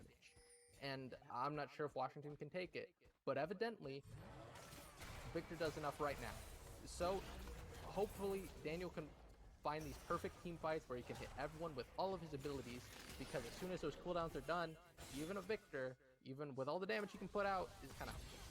Yeah, the team fights are not going to stop as Rax is going to get caught by the solo player, but has the cleanse to get away from it. Addis tries to find a flank onto the University of Washington, but just walks his way out of that one. It looks like Colorado was not feeling too ready to commit to that team fight in the mid lane. Good on each team, not fighting over nothing. You always want to try to get an objective or something out of these team fights, and Colorado doing a good job just to try to use as minimal resources as they can to get away from that fight, which looked a bit bad for them as it was on the side of the University of Washington. And throughout this early mid-game, we've seen so many team fights, and I think some of the important takeaways from them are how University of Washington has not been able to play into these team comps. Maybe they're playing into this bot lane play, as now they're getting very low. Carson is not much tanky against the Cossacks, who has so much damage with lethality. He was isolated all by his lonesome as Bolivar trying to get away from the Akali in the bot lane, and now that's a double kill for the Cossacks on the University of Washington, and going to open up a lot of these bot lane camps to be taken. We're going to see how University of Washington decides to play with this little bit of priority that they have on this map, but you can see how powerful these two assassins are at this stage of the game. We talked about whether the assassins were going to be able to deal the damage that they needed to against the tanky composition of Colorado, but Washington is playing it perfectly, using their window of opportunity with these items to start up this Baron Nashor after getting those 2 kills in the bot lane. It doesn't matter that the Colorado picked up these tanky champions, but they don't have the items for it, and because of that, Cossacks with 2 items and Akali with the Riftmaker and the Demonic Embrace completed are going to absolutely shred the members of the University of Colorado. And look at Seiko keeping the members of the University of Colorado at bay all by himself as the rest of the 4 finish off that Baron Nashor uncontested practically, as Carson is now going to land the Vanish toss onto the 80 carry. As Seiko's 1v3ing in the river. He's keeping himself alive under the Shroud, but Carson not going to be able to 1v3. He's gotten very tanky, and now the Soul Blade is going to land onto 3 members of the Colorado, and now with the Baron Nashor above, University of Washington are tearing Colorado apart. So much area effect damage to the Savage Soul of the Victor, as well as the Bolt Time from Misfortune picks himself up a triple kill, and now the Ace is going to be finished off by the Cossacks, picks himself up an isolated kill, and now it's Washington with the Baron buff at just 23 minutes. It looks like a repeat of last game, as now they're going to start to barrel down the base of their opponents with a lot of waves there in their hands. The death timers are pretty low. We're going to see if they're able to get much more than an inhibitor out of this, but huge win from the University of Washington. A pick into a Baron into a completely won team fight. Not going to opt for the inhibitor, but that is an absolutely huge victory for the University of Washington. That was an amazing play by Washington, and that was exactly what they had to do. We're in that 20-minute mark where this is going to be the breaking point for Washington's comp, and they got a pick, and they were able to get Baron. And like you said, Seiko was just sitting there on his Akali, pushing Colorado away, making sure that they could not come in and contest the Baron. And as soon as Amumu just wasn't on the same wavelength as the rest of his team. They were all getting zoned out by Akali, where he tried to go in after the Baron was down for a hero play 1v4 against University of Washington. He just went in and I mean, it's kind of hard to call it anything other than an int. Like he maybe thought that his limits were stronger than they actually were. Maybe he saw that giant 59% win rate and thought, well, if something can be this strong, it has to be 1v9, right? So I'm just gonna jump in and do my damage. But sure, you can tank a lot, but 1v4, not so much, especially when you're behind. So again, Colorado can still bolster up with their tank stats, but now yeah, maybe this is going to be what it takes as they got the pick potential onto Daniel, but he has the cleanse and flash to get away from this one. That's 4 members committing to this play in the ball lane, and now Seeker's all by himself in the midst of 2 as Daniel's trying to keep himself alive with the Zhonya's Hourglass, but he's going to go down eventually to Rax.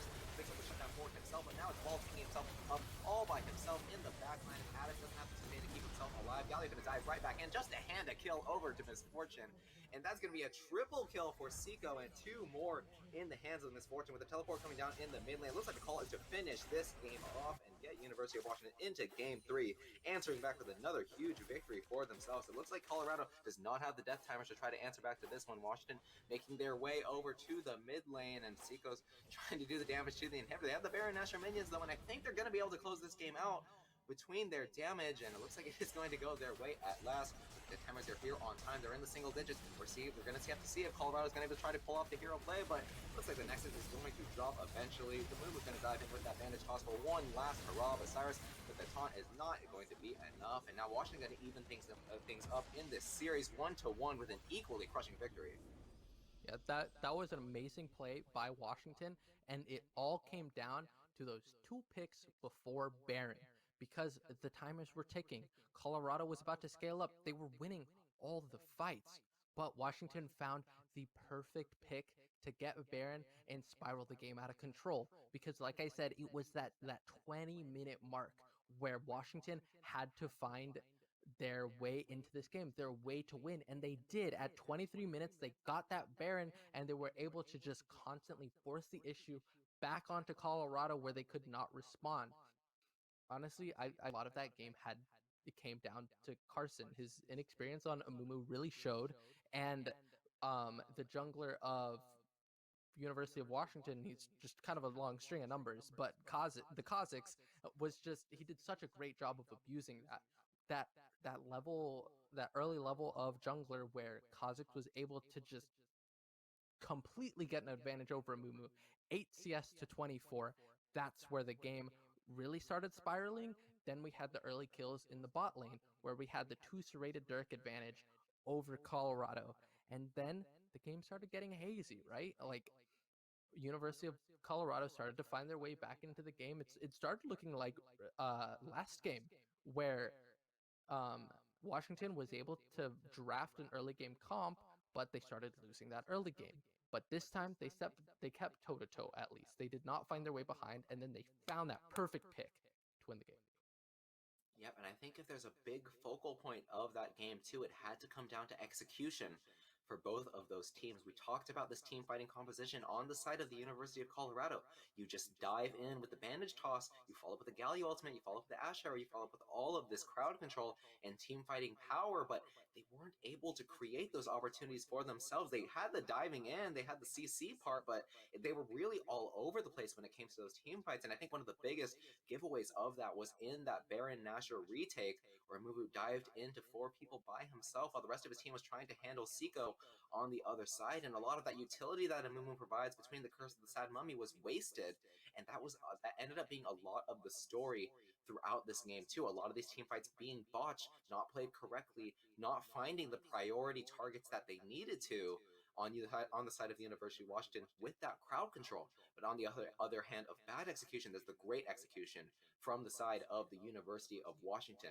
We thought that they'd have a really difficult time playing into the composition of the University of Colorado with how many tanky members they had, but University of Washington knew their windows. They knew when they could play with their aggression, they knew when they could wrestle that priority away from their opponents, and they knew when they could use that double assassin core to try to find these picks, and they had the best opportunities for it. It was before these dragon takes, or whether it was before that Baron Nashor that ended up ending the game for them.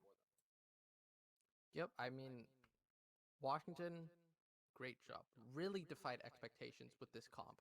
Like I going into this game, I thought it was super outdrafted. And I mean, I still kind of hold that opinion. I think if you go anywhere past the mark where you got Baron, and if that pick did not happen, game goes out of control. But they found a way to stick their way into the middle of the map, split Washington's forces so that they were able to create this pick, and then they blew the game wide open. Amazing job. But there are still a lot of concerns in that early game where they had this comp, but they didn't make things happen for a long time. Uh, Again, I want to focus on that moment after they got that double kill in the bot lane. Kha'Zix and MF come back with the serrated Dirk, but Washington and Colorado are just sitting there toe to toe. So they've got to make these things happen even earlier. I think going into this next game, because I think that what we're gonna see is the adaptation of Colorado picking tankier champions that maybe a little more familiar with. Someone that Carson is really going to be able to dominate with in the jungle, a pick that he's more comfortable with. And once you see Carson comfortable with this pick again, then you're not going to see these misplays that gave Washington a lead. And Washington is going to have to create these leads on their own. So I think they could win with an early comp, but they're going to have to be way more active and way more on the same page than we saw in the last game.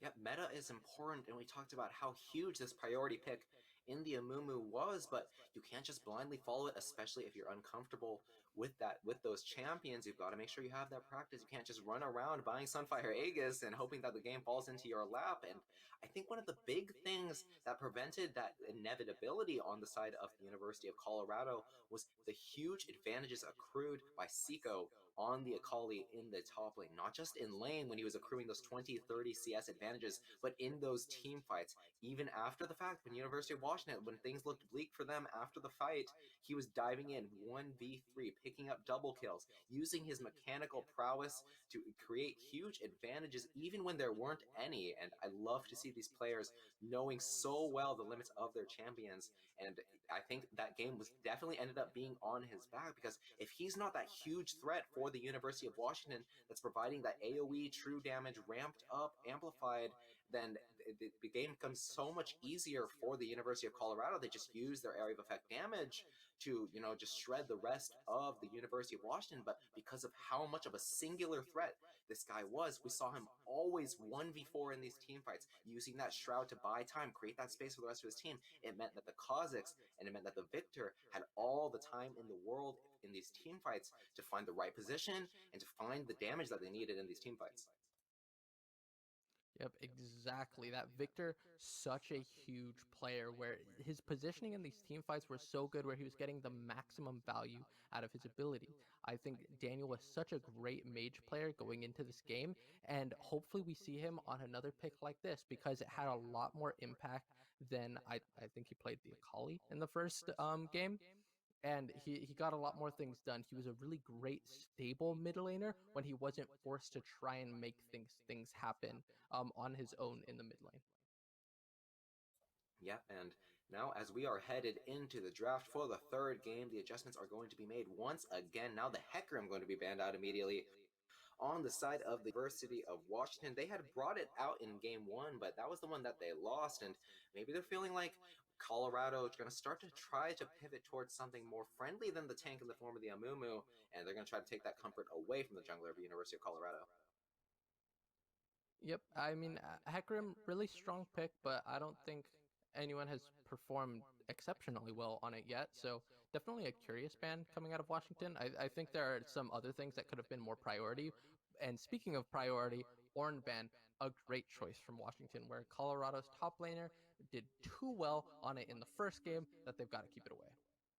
Yeah, we talked about how both of these top laners are huge fans of the Ornn, who has definitely aged well into the preseason because of how much tankiness he's gotten as compensation for only being able to upgrade one masterwork item for himself. And it looks like the University of Washington on that blue side not going to want to pick it up for themselves. And now here's something interesting, as the Graves is going to be banned out by the University of Colorado. We were thinking maybe Carson wanted to pivot back to that pick that he performed so well on in game one, but it looks like with the University of Washington on the blue side, Colorado does not want to risk giving this up, and they're going to ban it out for themselves.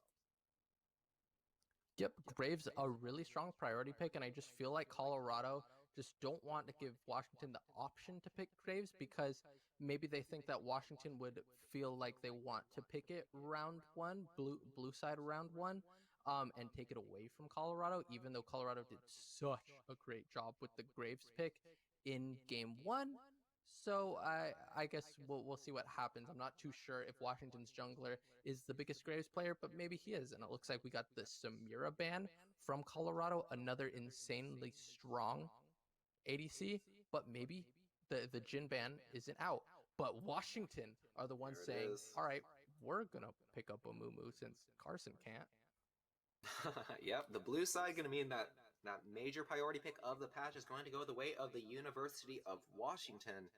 And hopefully they know how to play with it a bit better than the University of Colorado did. Again, it's got a lot of easy execution, but if you don't know what you're doing, then you're not going to find those bandage tosses, and you're not going to find the right positions that you need to land those huge curses of the sad mummy. But Akali is going to be picked up now for the University of Colorado. Washington had it on their side for 2 games, and now it's going to be Colorado picking up for themselves, going to deny it away from the University of Washington and take advantage of the fact that they are in fact prioritizing that huge tank jungler pick. Now we're going to see whether the University of Colorado is able to put up as much of a performance as Seiko just did in the top lane. Yep, Akali's such a great pick with the inclusion of a Rift Maker in this preseason. She gets so much out of the Omnivamp from it, but it looks like we're going to see a pick that I haven't seen in a while in the Rek'Sai. I haven't heard of Rek'Sai doing particularly well in this preseason, but maybe Carson knows something that we don't. Yeah, there are some interesting things you can do with the Rek'Sai with these new items. Of course, there is the Eclipse. If you just want that reliable, consistent, all across the board, great item. But of course, there's the Prowler's Claw as well. I've seen pro players use this item to extend the knockup range of the Unburrow from Rek'Sai, and maybe that lethality option is going to form another double assassin core that University of Washington actually performed so well with. But now Washington looks like they're going to be stealing the comp of the University of Colorado as they pick up the Galio to pair with the Amumu.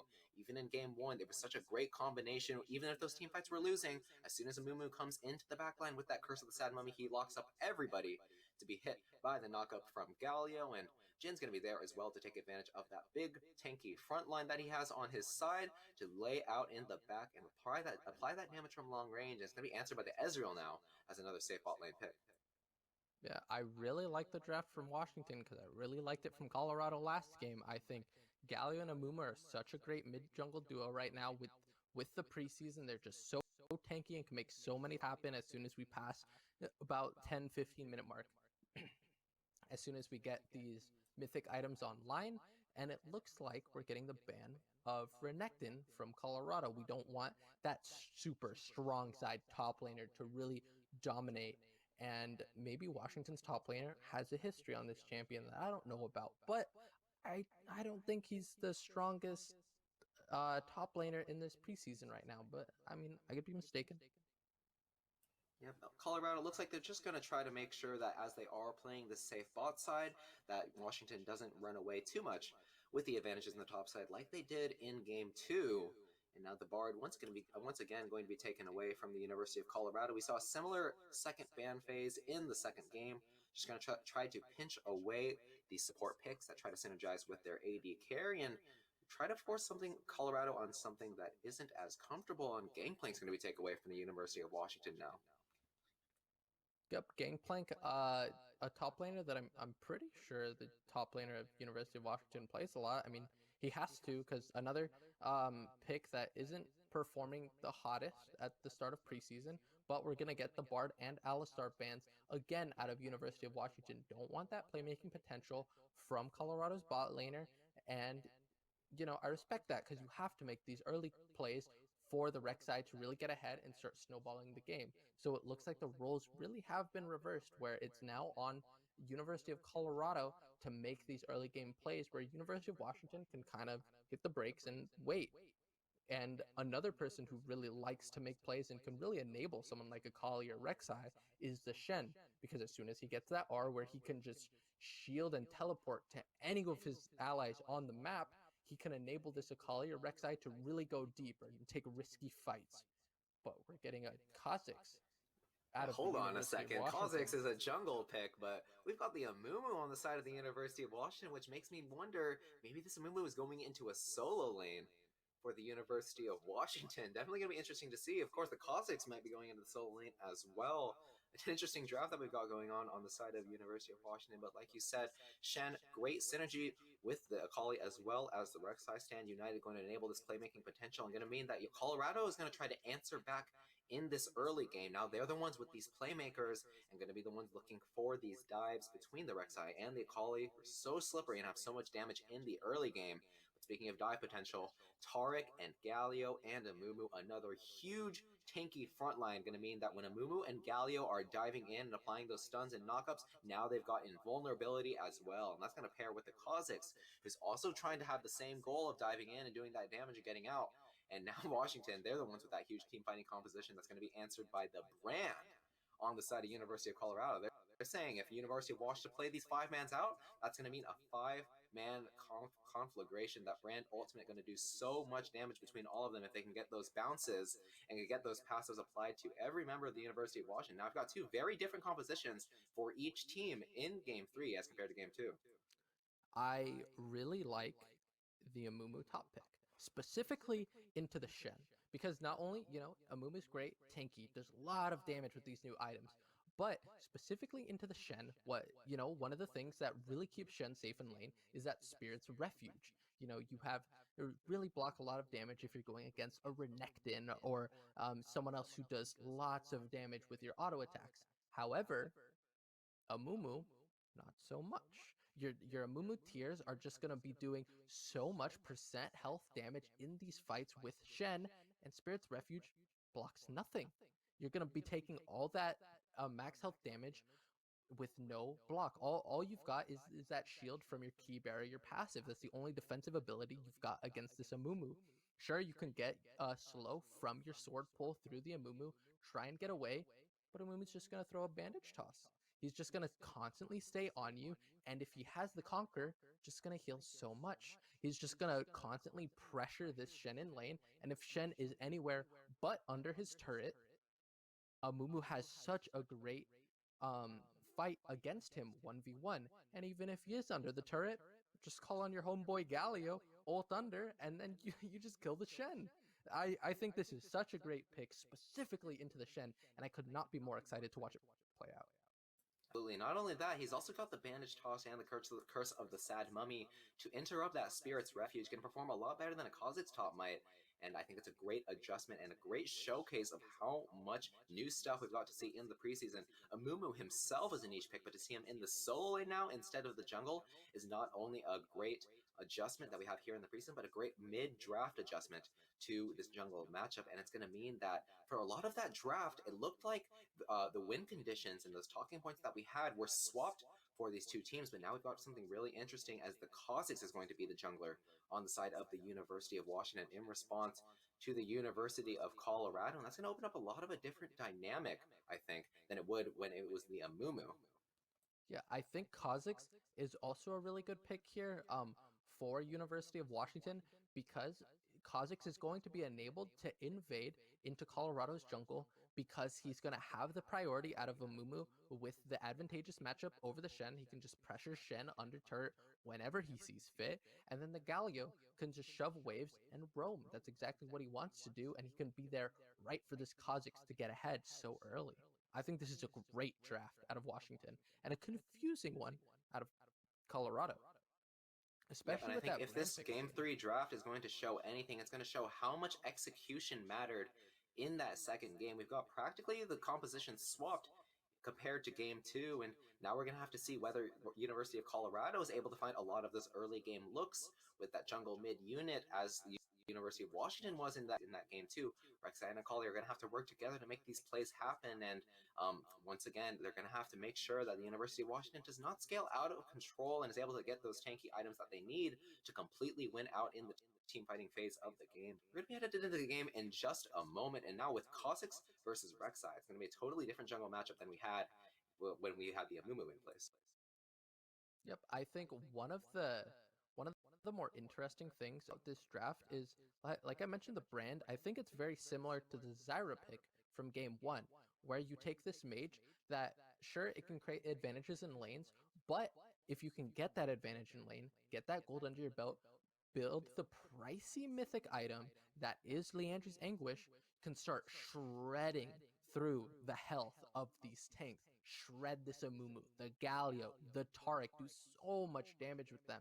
And I think if you can get through laning phase into these team fights where these tanks think they can thrive, if Brand is on anywhere near even footing, maybe he can make life so difficult for Washington. So it's an interesting counter pick, but definitely going to interact um, differently in lane than we've seen from Colorado's bot lane. We've seen a lot of defensive maneuvers from Colorado. Not somewhere that you'd think they'd want to play through, but maybe we shift gears here, and this is how Colorado run away with the set. Yep, it's a great last minute adjustment, I think, that last pick brand to answer this tanky team composition with that area of effect, percent health damage to deal with these team fights in turn, where maybe the Akali and the Rek'Sai aren't able to pick up the slack, but like you said, we've got a really different bot lane dynamic here. Jhin, nothing new to these Pac-U games, but we often see him paired with a support who's able to set up the deadly flourish for him. Now we've got the Taric instead, and Taric, he does have the stun, but it's not as easy to land as something like the Zyra root, or maybe an instant knockup from something like an Alistar, and now maybe the bot lane of the University of Washington might finally be on the back foot, as they've had such a commanding performance in both of the past two games. In the face of the Ezreal and the Brand, it might be a lot more difficult for them to find those opportunities and those CS advantages that they've been looking for.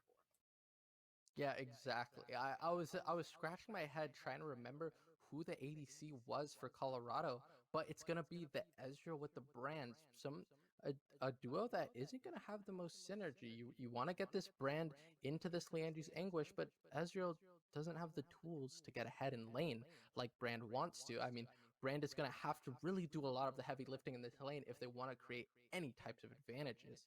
Or maybe it's gonna be the Rek'Sai who offers a lot of pressure onto the bot lane that it can make up for the lack of power that Ezreal has. Maybe Carson puts in a lot of work for his bot lane and gets them ahead on his own. Yeah, I think both junglers have great opportunities to be playing around their bot lane, and something that is going to be a divergence from a lot of the solo lane pivoting that we've seen in the first two games. Both of these bot laners have quite a bit of setup. Brand with the stun and Taric with the stun as well, and the deadly flourish to follow up on it.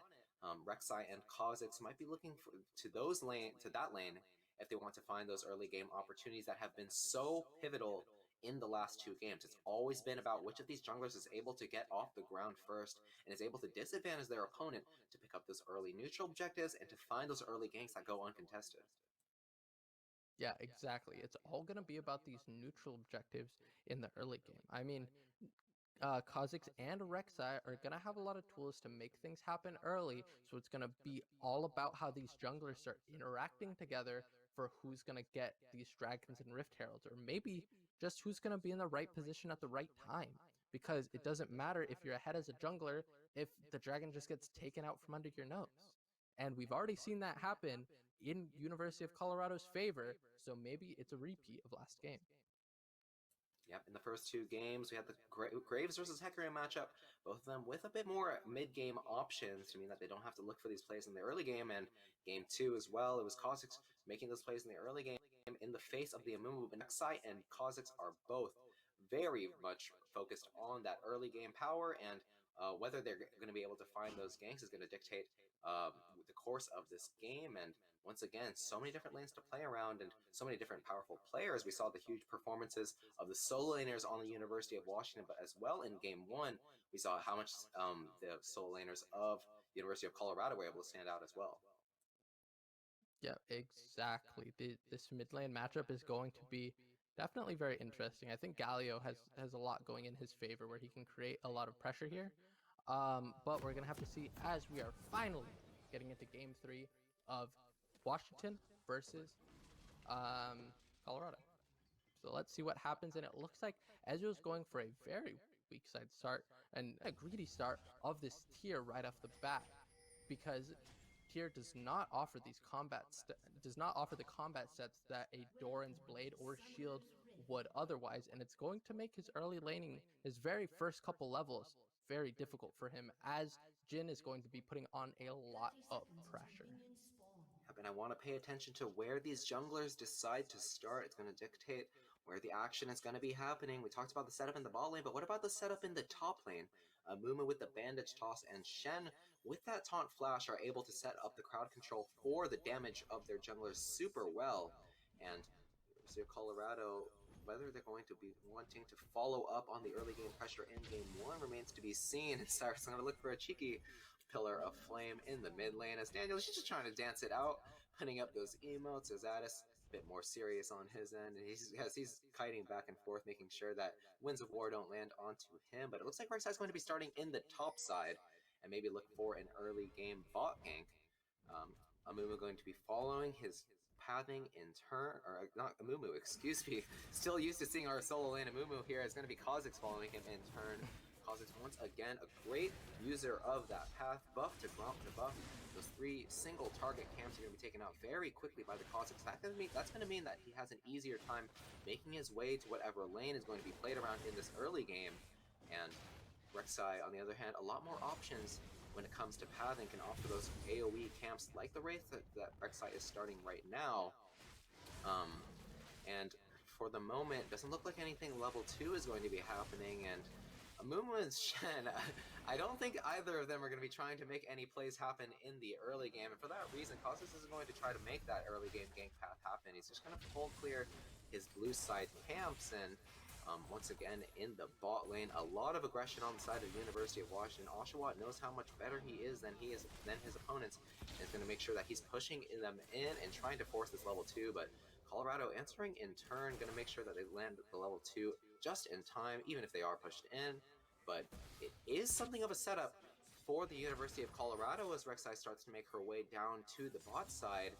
Maybe he goes for the blue buff and this is way down there, but because University of Washington was able to get that early push in, they're going to have the ward available as well to spot out the gank paths from the Rek'Sai and make sure that nothing is going to be too deadly this early game. Yep, I mean, you know, mid lane, it's going to go back and forth constantly, but with the Amumu Shen, sure, Amumu can put some pressure on Shen, but that's going to be later on, because right now, his Despair just does too much damage, but or not does too much damage, instead it soaks too much of Amumu's mana. He's going to be forced out of lane early without his blue buff that he would normally have in the jungle. However, once he starts getting some levels under his belt and has a larger mana pool, he'll be able to take more trades into this Shen. Yep, and here's something that we haven't seen too much at this series. It's going to be a fight over the bot lane Scuttle Crab. Kha'Zix finishing in the bot side, but doesn't have the opportunity to get the gank is going to mean that he has to make his way over to the Scuttle, but because now it's Colorado bouncing back the wave, they have the bot lane priority, and that's going to mean that Rek'Sai is going to be the one to pick up that Scuttle Crab.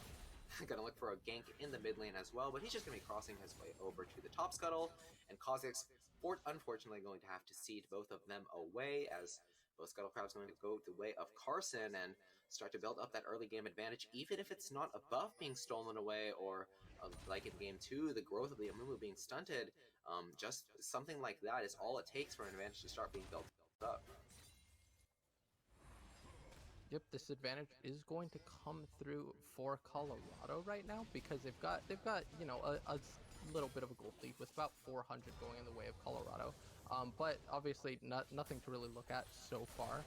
But we're getting a huge, sizable CS discrepancy from the Shen in the top lane right now. And it's to be expected in the very first levels, but as soon as we get some items and Curse of the Sad Mummy under Amumu's belt, then he can start making things happen. Yep, Shen able to exert a lot of that early game pressure because of his percent health damage, and now he's able to lock down that Amumu with the taunt. But once again, this has been the story of the series. Washington's bot lane creating such an advantage just in terms of CS in the bot lane. And now they're going to get themselves the back advantage. And with the dragon spawning, maybe we're going to be looking for another early game dragon fight. These two junglers being focused on that early game. I believe they're going to be trying to fight around something, as there's not a lot of opportunity for ganks in both of these side lanes, but if there is a fight that's going to be happening, I don't imagine that Kha'Zix on the side of the University of Washington is too excited about it, as he's facing down the serrated Dirk on the side of Colorado with just 2 longswords to answer. Now the teleport is coming down from Colorado. Seiko is looking to use his power to try to beat down the Shen, but now the teleport from the University of Washington is going to be met instead.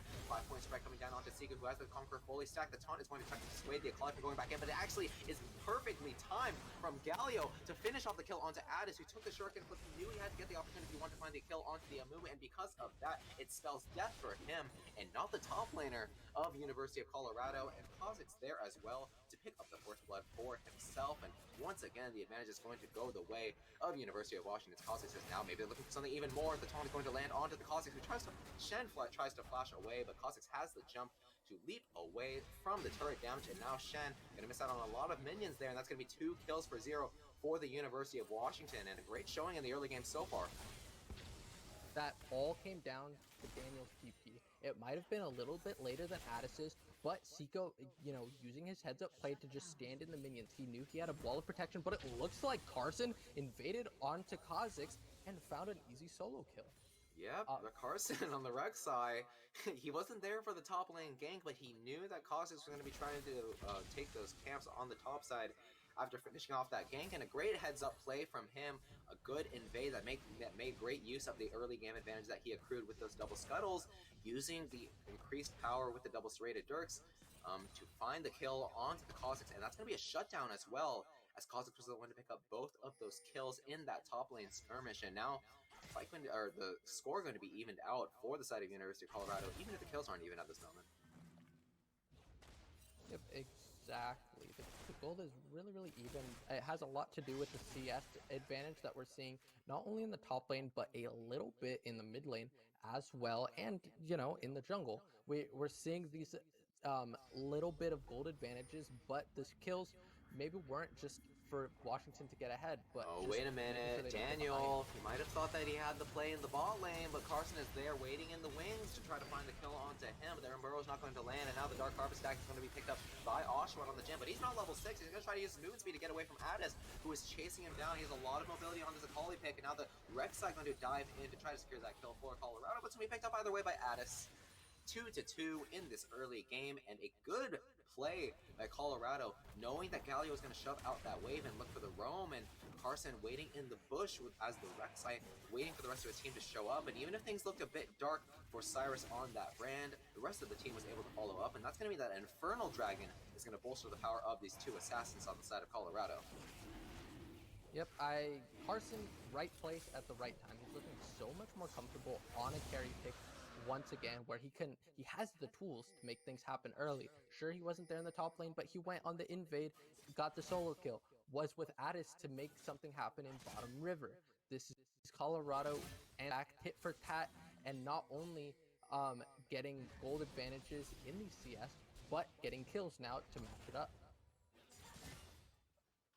Yep, the gold advantage very even at this rate, only 100 in the favor of Colorado, but Daniel maybe looking for a big trade onto Addis is going to find himself in a bad spot as he uses the ultimate to get away. Fortunately has the magic damage shield from the ultimate to keep himself alive. Akali and Rand did not have the physical damage that they needed to break it, and a great play from him, even in the face of a gank, to get away from that one. And now the gank is going to happen on the side of University of Washington, with Kha'Zix using that invisibility to try to dive onto Addis, but there is just so much mobility on that mid lane pick, and no kill is going to happen on either side, but a lot of resources expended and some great micro plays on each side.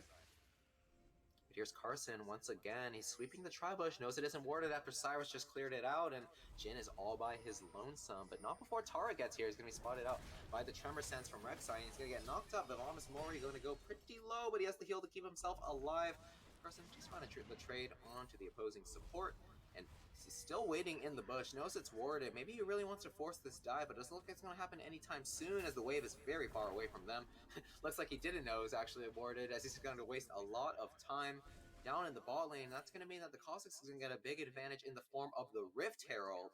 Carson thought he had an opportunity in the bot lane, but a big misstep is going to mean that the Rift Herald goes the way of the University of Washington. Yep, it's really great that Washington is finding this early neutral objective to respond with this trade. Here we go again. Galio trying to find the play onto the mid lane. The trade going to be a bit big, but the health bar going to go down very low. Addis and Rek'Sai with so much damage.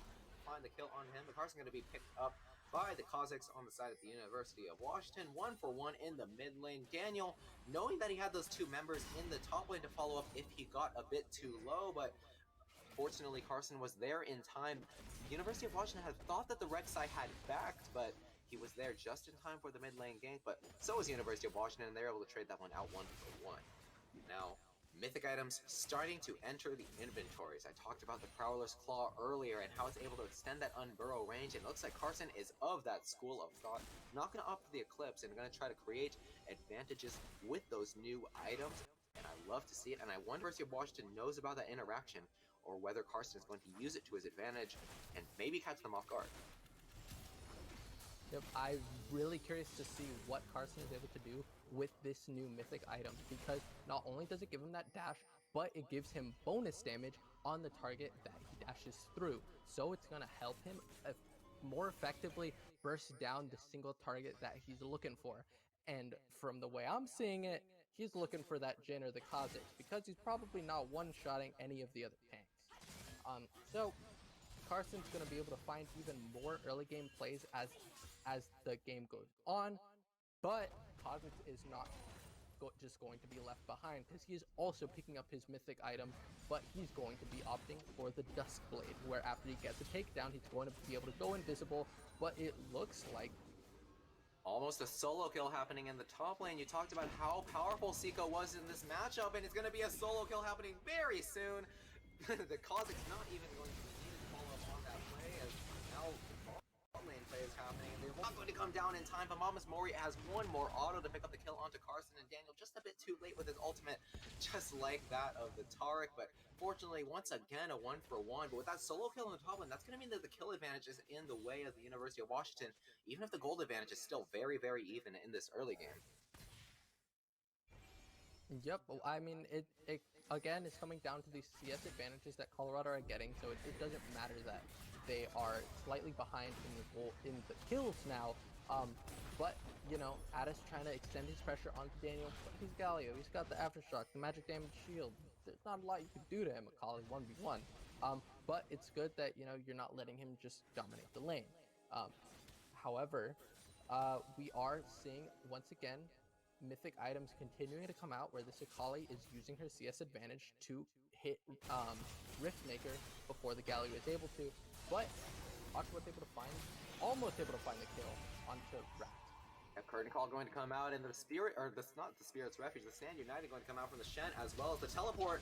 Now Addis is joining the fight, and Oshawat's forced to flash away, but the stun is not going to connect. A beautifully timed shuriken flip means that 2 kills are probably going to go the way of the University of Colorado. Finally having Addis on a killing spree, and Cyrus picking up the kill onto Oshawat. Daniel once again late to the play. Get the Tondo onto 2, and the Teleport's going to come in as well. It's a 3v2 for the moment. Colorado's bot lane not able to make their way in here yet, but Carson is here as well, and looks like Colorado just going to want to make their way out of here and doesn't want to make any risky plays in the face of the Curse of the Sad Mummy, and going to put themselves up yet another dragon. It looks like, unless Seiko wants to make his way into the pit. He's got a full health bar and he's got full resources at his disposal, but the Curse of the Sad Mummy isn't available quite just yet. Maybe Colorado doesn't know it, but they're really taking their time. They're going to be patient with the play as Seiko is marching forward. The Mummy is very aggressive here, and the Bandit Shots is going to go fairly wide.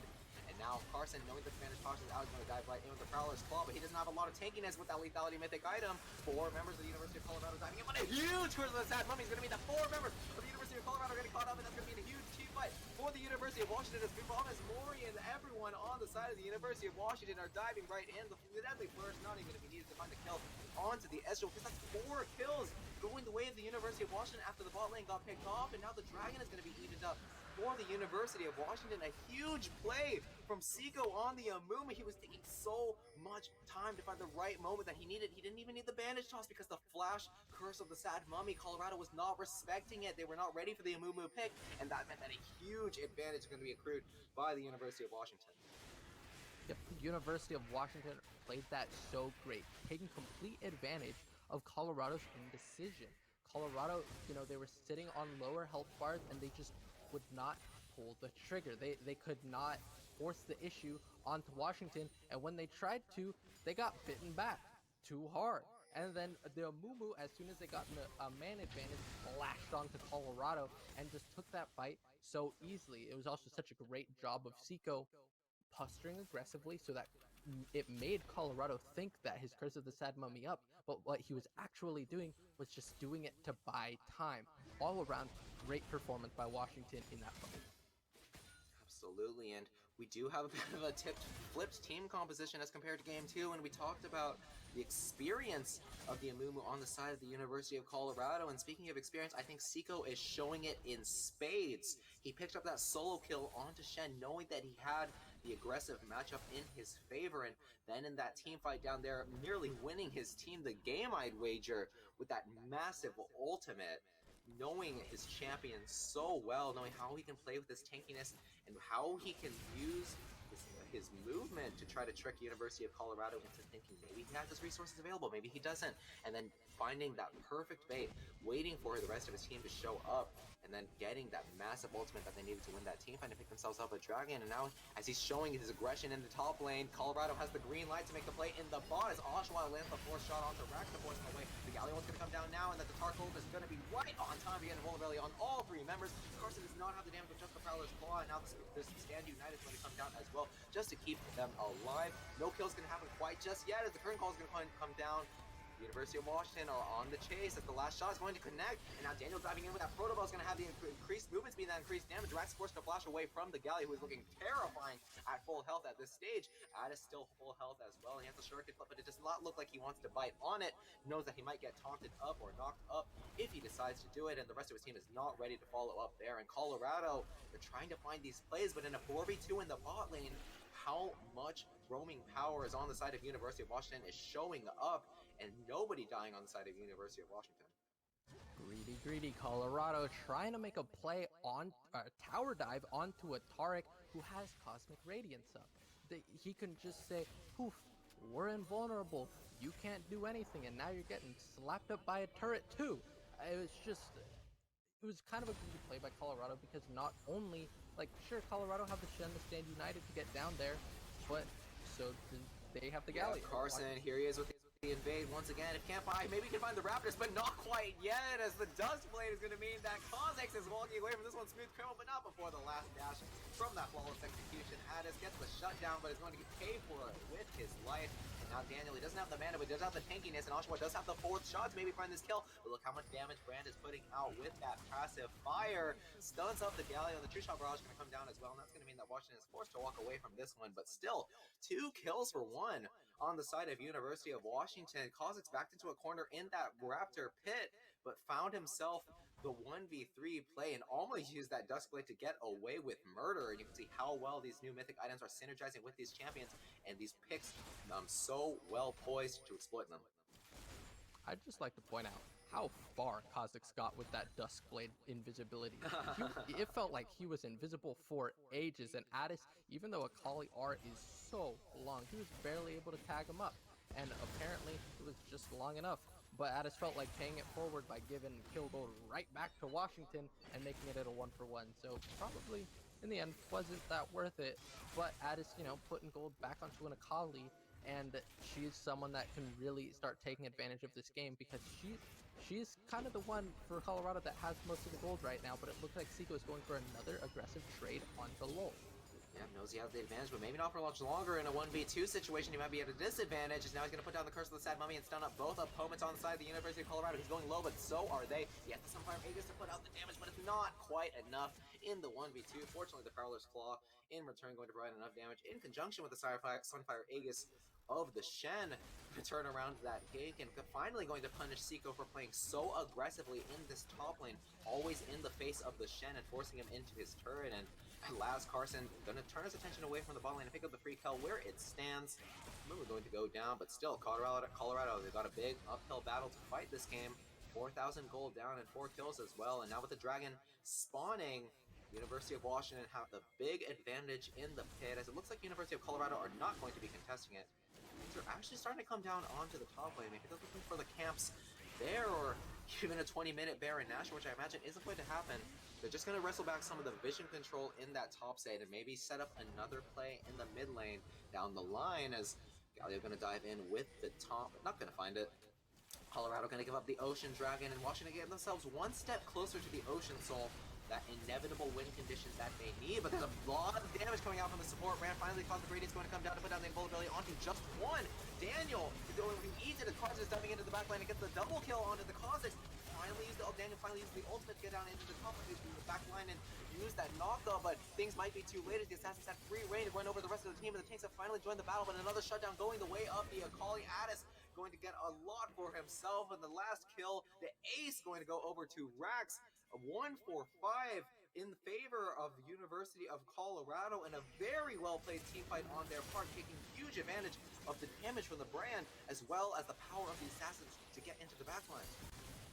The best thing that Colorado did that fight is they spread it out. They did not play into a Mumu and Galio, who really take advantage of teams that just are kind of on top of each other, where they can get huge taunts, huge tears, and Curse of the Sad Mummies. But that's not what Colorado did. They played away, and instead Washington were the ones that were all grouped up, and Brand was able to get so much value out of his ult, putting out so much damage. And that's exactly what I was talking about before this game, is that Lianji's Anguish. I wish we could see the damage numbers on that item, but I'm sure it's so much just after that one fight that he's had it.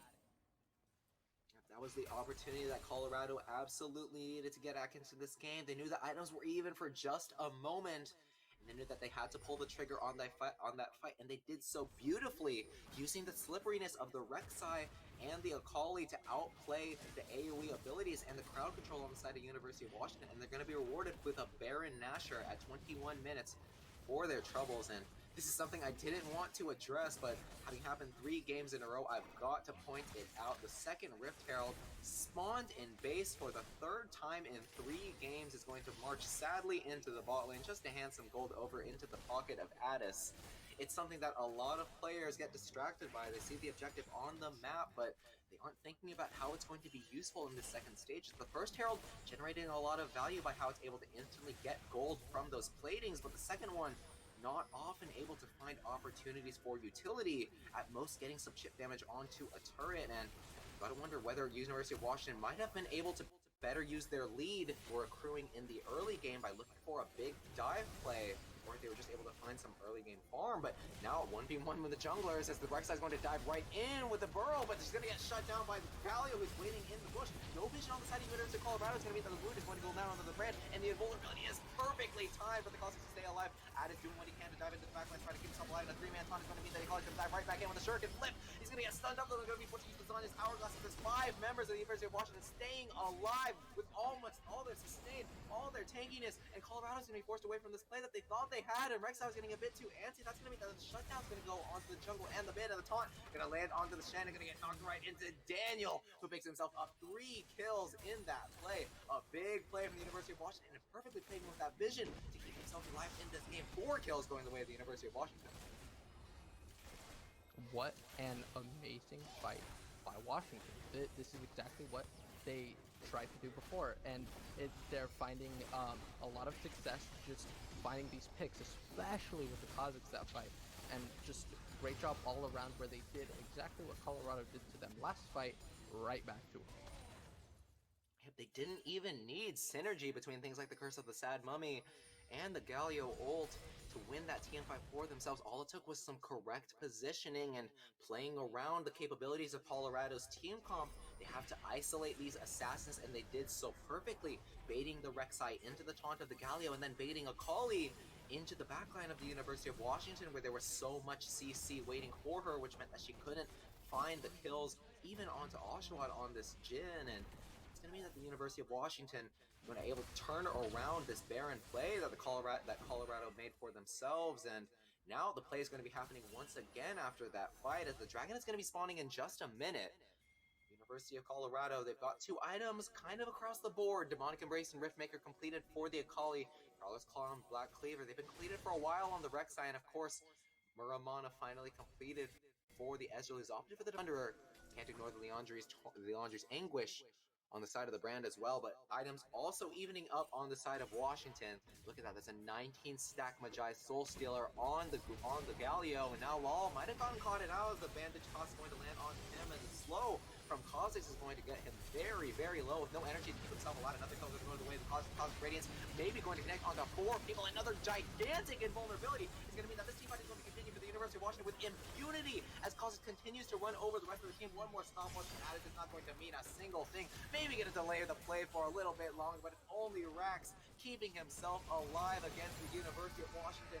So many team fighting tools on the University of Washington mean that they're going to continue down the bot lane. The current call going to try to get Rax out of here. The bandage toss going to land onto Rax now. Amumu's got a lot of damage and a lot of tankiness, and he can sit there and tank that inhibitor turret for as long as he likes. A 1-4-5 ace for the University of Washington is going to spell a bot lane turret, and one more Ocean Dragon going their way. Another beautifully played team fight, using all of those tools perfectly to keep Colorado in the dust.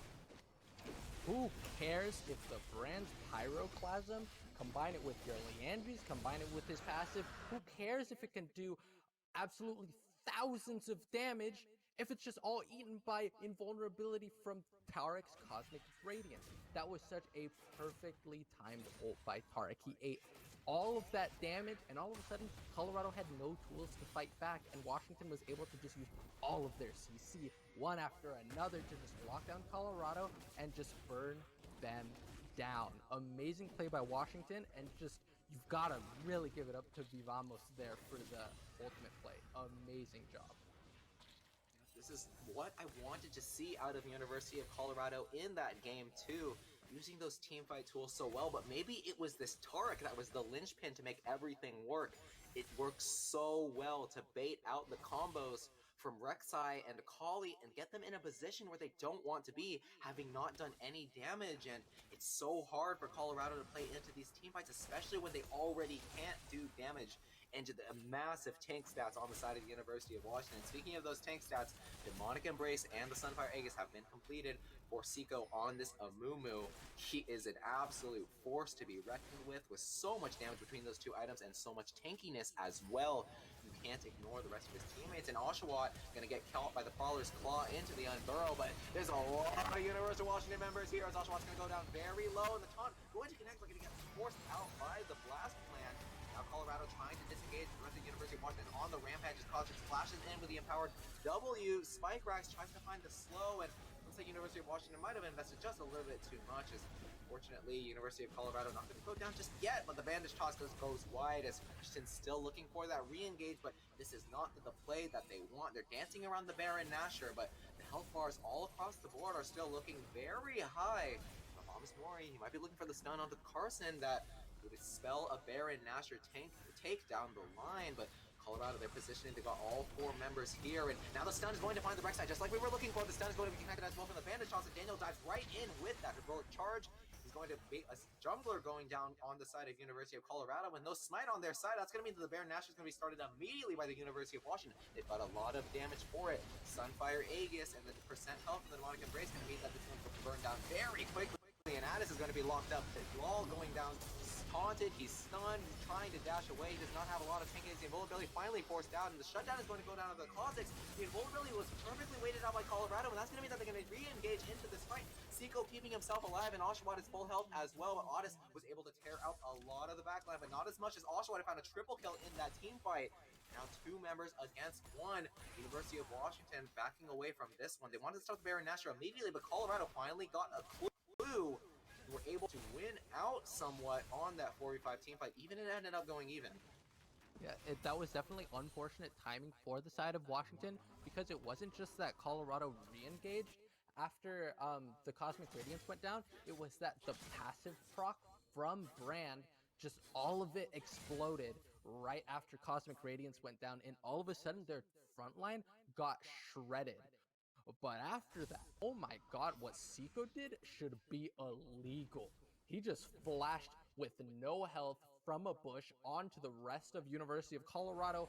Curse of the Sad Mummy did so much damage, and then Oshawott just went boop boop boop, dancing grenade, easy triple kill, and it was just gifted to Washington. and that was just so back and forth. It looked like Washington had it, then it looked like it was over. Colorado coming back, so much damage, and then Seiko said, this is our game to win. This is gonna be our set, and now they are 10 kills up. They are 5,000 gold ahead, and that is it. It might have been a commanding victory for the University of Washington, but if there was anything to take away from that one, it's that Colorado still has a way into this game. They can just find it. They knew that the Cosmic Radiance was creating a huge problem in these team fights, and they timed their abilities perfectly to wait it out, but Seiko is still such a huge problem on this Amumu. Curse of the Sad Mummy is so difficult to play around, especially when Carson and Addis need to be diving in onto their opponents, and now the root is going to land onto the Brand, who only lands his complication on one. Cause is going to give up his life for the Curse of the Sad Mummy to land onto two members. Unstoppable, here comes Rek'Sai landing onto Seiko, but no damage will be connected as the invulnerability reigns true, and Rax is going to be soloed out by Seiko in the back as Ad is doing whatever he can in the backline.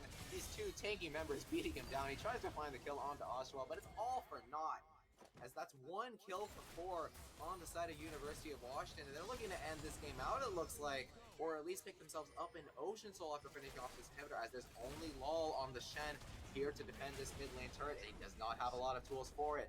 University of Washington, they've got a lot of time to work with, and they're going to use their resources sparingly. They've got Amumu soloing out the dragon as they finish off the inhibitor in the mid lane, and now make them their way down to the top lane. They do not want this game to continue much further, as now the Ocean Soul is going to be picked up for them momentarily, and now before the Elder Dragon can spawn, they want to use that huge combat advantage to finish this game out.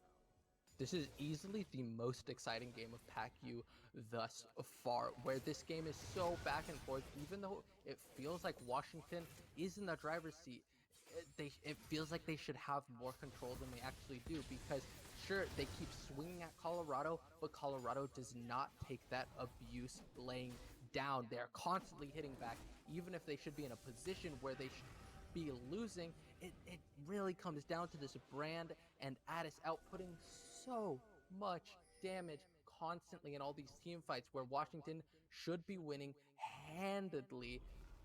Colorado just keeps coming back and gives them a run for their money. Yeah, but they come back one more time onto Valamas Mori as they're waiting in the bush. That Desperate is going to range through with Cyrus. He finds out the kill on the opposing support, but they walk into the rest of the University of Washington now. And now the curtain call going to pick up the kill onto the Brand. First with Sam might be only going to be needed onto one opponent. Addis is going to be the only one able to keep Colorado in this game. And now Daniel using that increased movement speed to dive in onto these last two opponents. Has the taunt and is not able to connect on the AD carry, but it is not even needed, as the Ocean Soul is keeping their health bars topped off, and Rax is all by himself to try to defend this base, and now Kozik is tearing him apart with that Duskblade. One final kill going to be picked up by Oshawa. The ace going to be finished off by the University of Washington as the game starts to get left. That's going to be a best of 3 victory, 2-1. University of Washington clawing back from a game 1 deficit in a huge way. Washington impressed with this comp. And all I want to say is that this game feels like a little bit of redemption, because I called that Washington got super outdrafted last game. Washington defied expectations, but then they took Colorado's comp and proved that it was just so good with the Amumu and the Galio. But I also want to mention that Amumu pick in the top, sure, it got beat up for the first early levels, but the second Amumu hit level 9, had that full had that maxed Amumu tiers where you started doing so much damage. Had before Sunfire, Aegis even came out, completely flipped the lane around, got complete advantage in the top lane, and it was just so good. Beautifully played by Washington, and a great draft.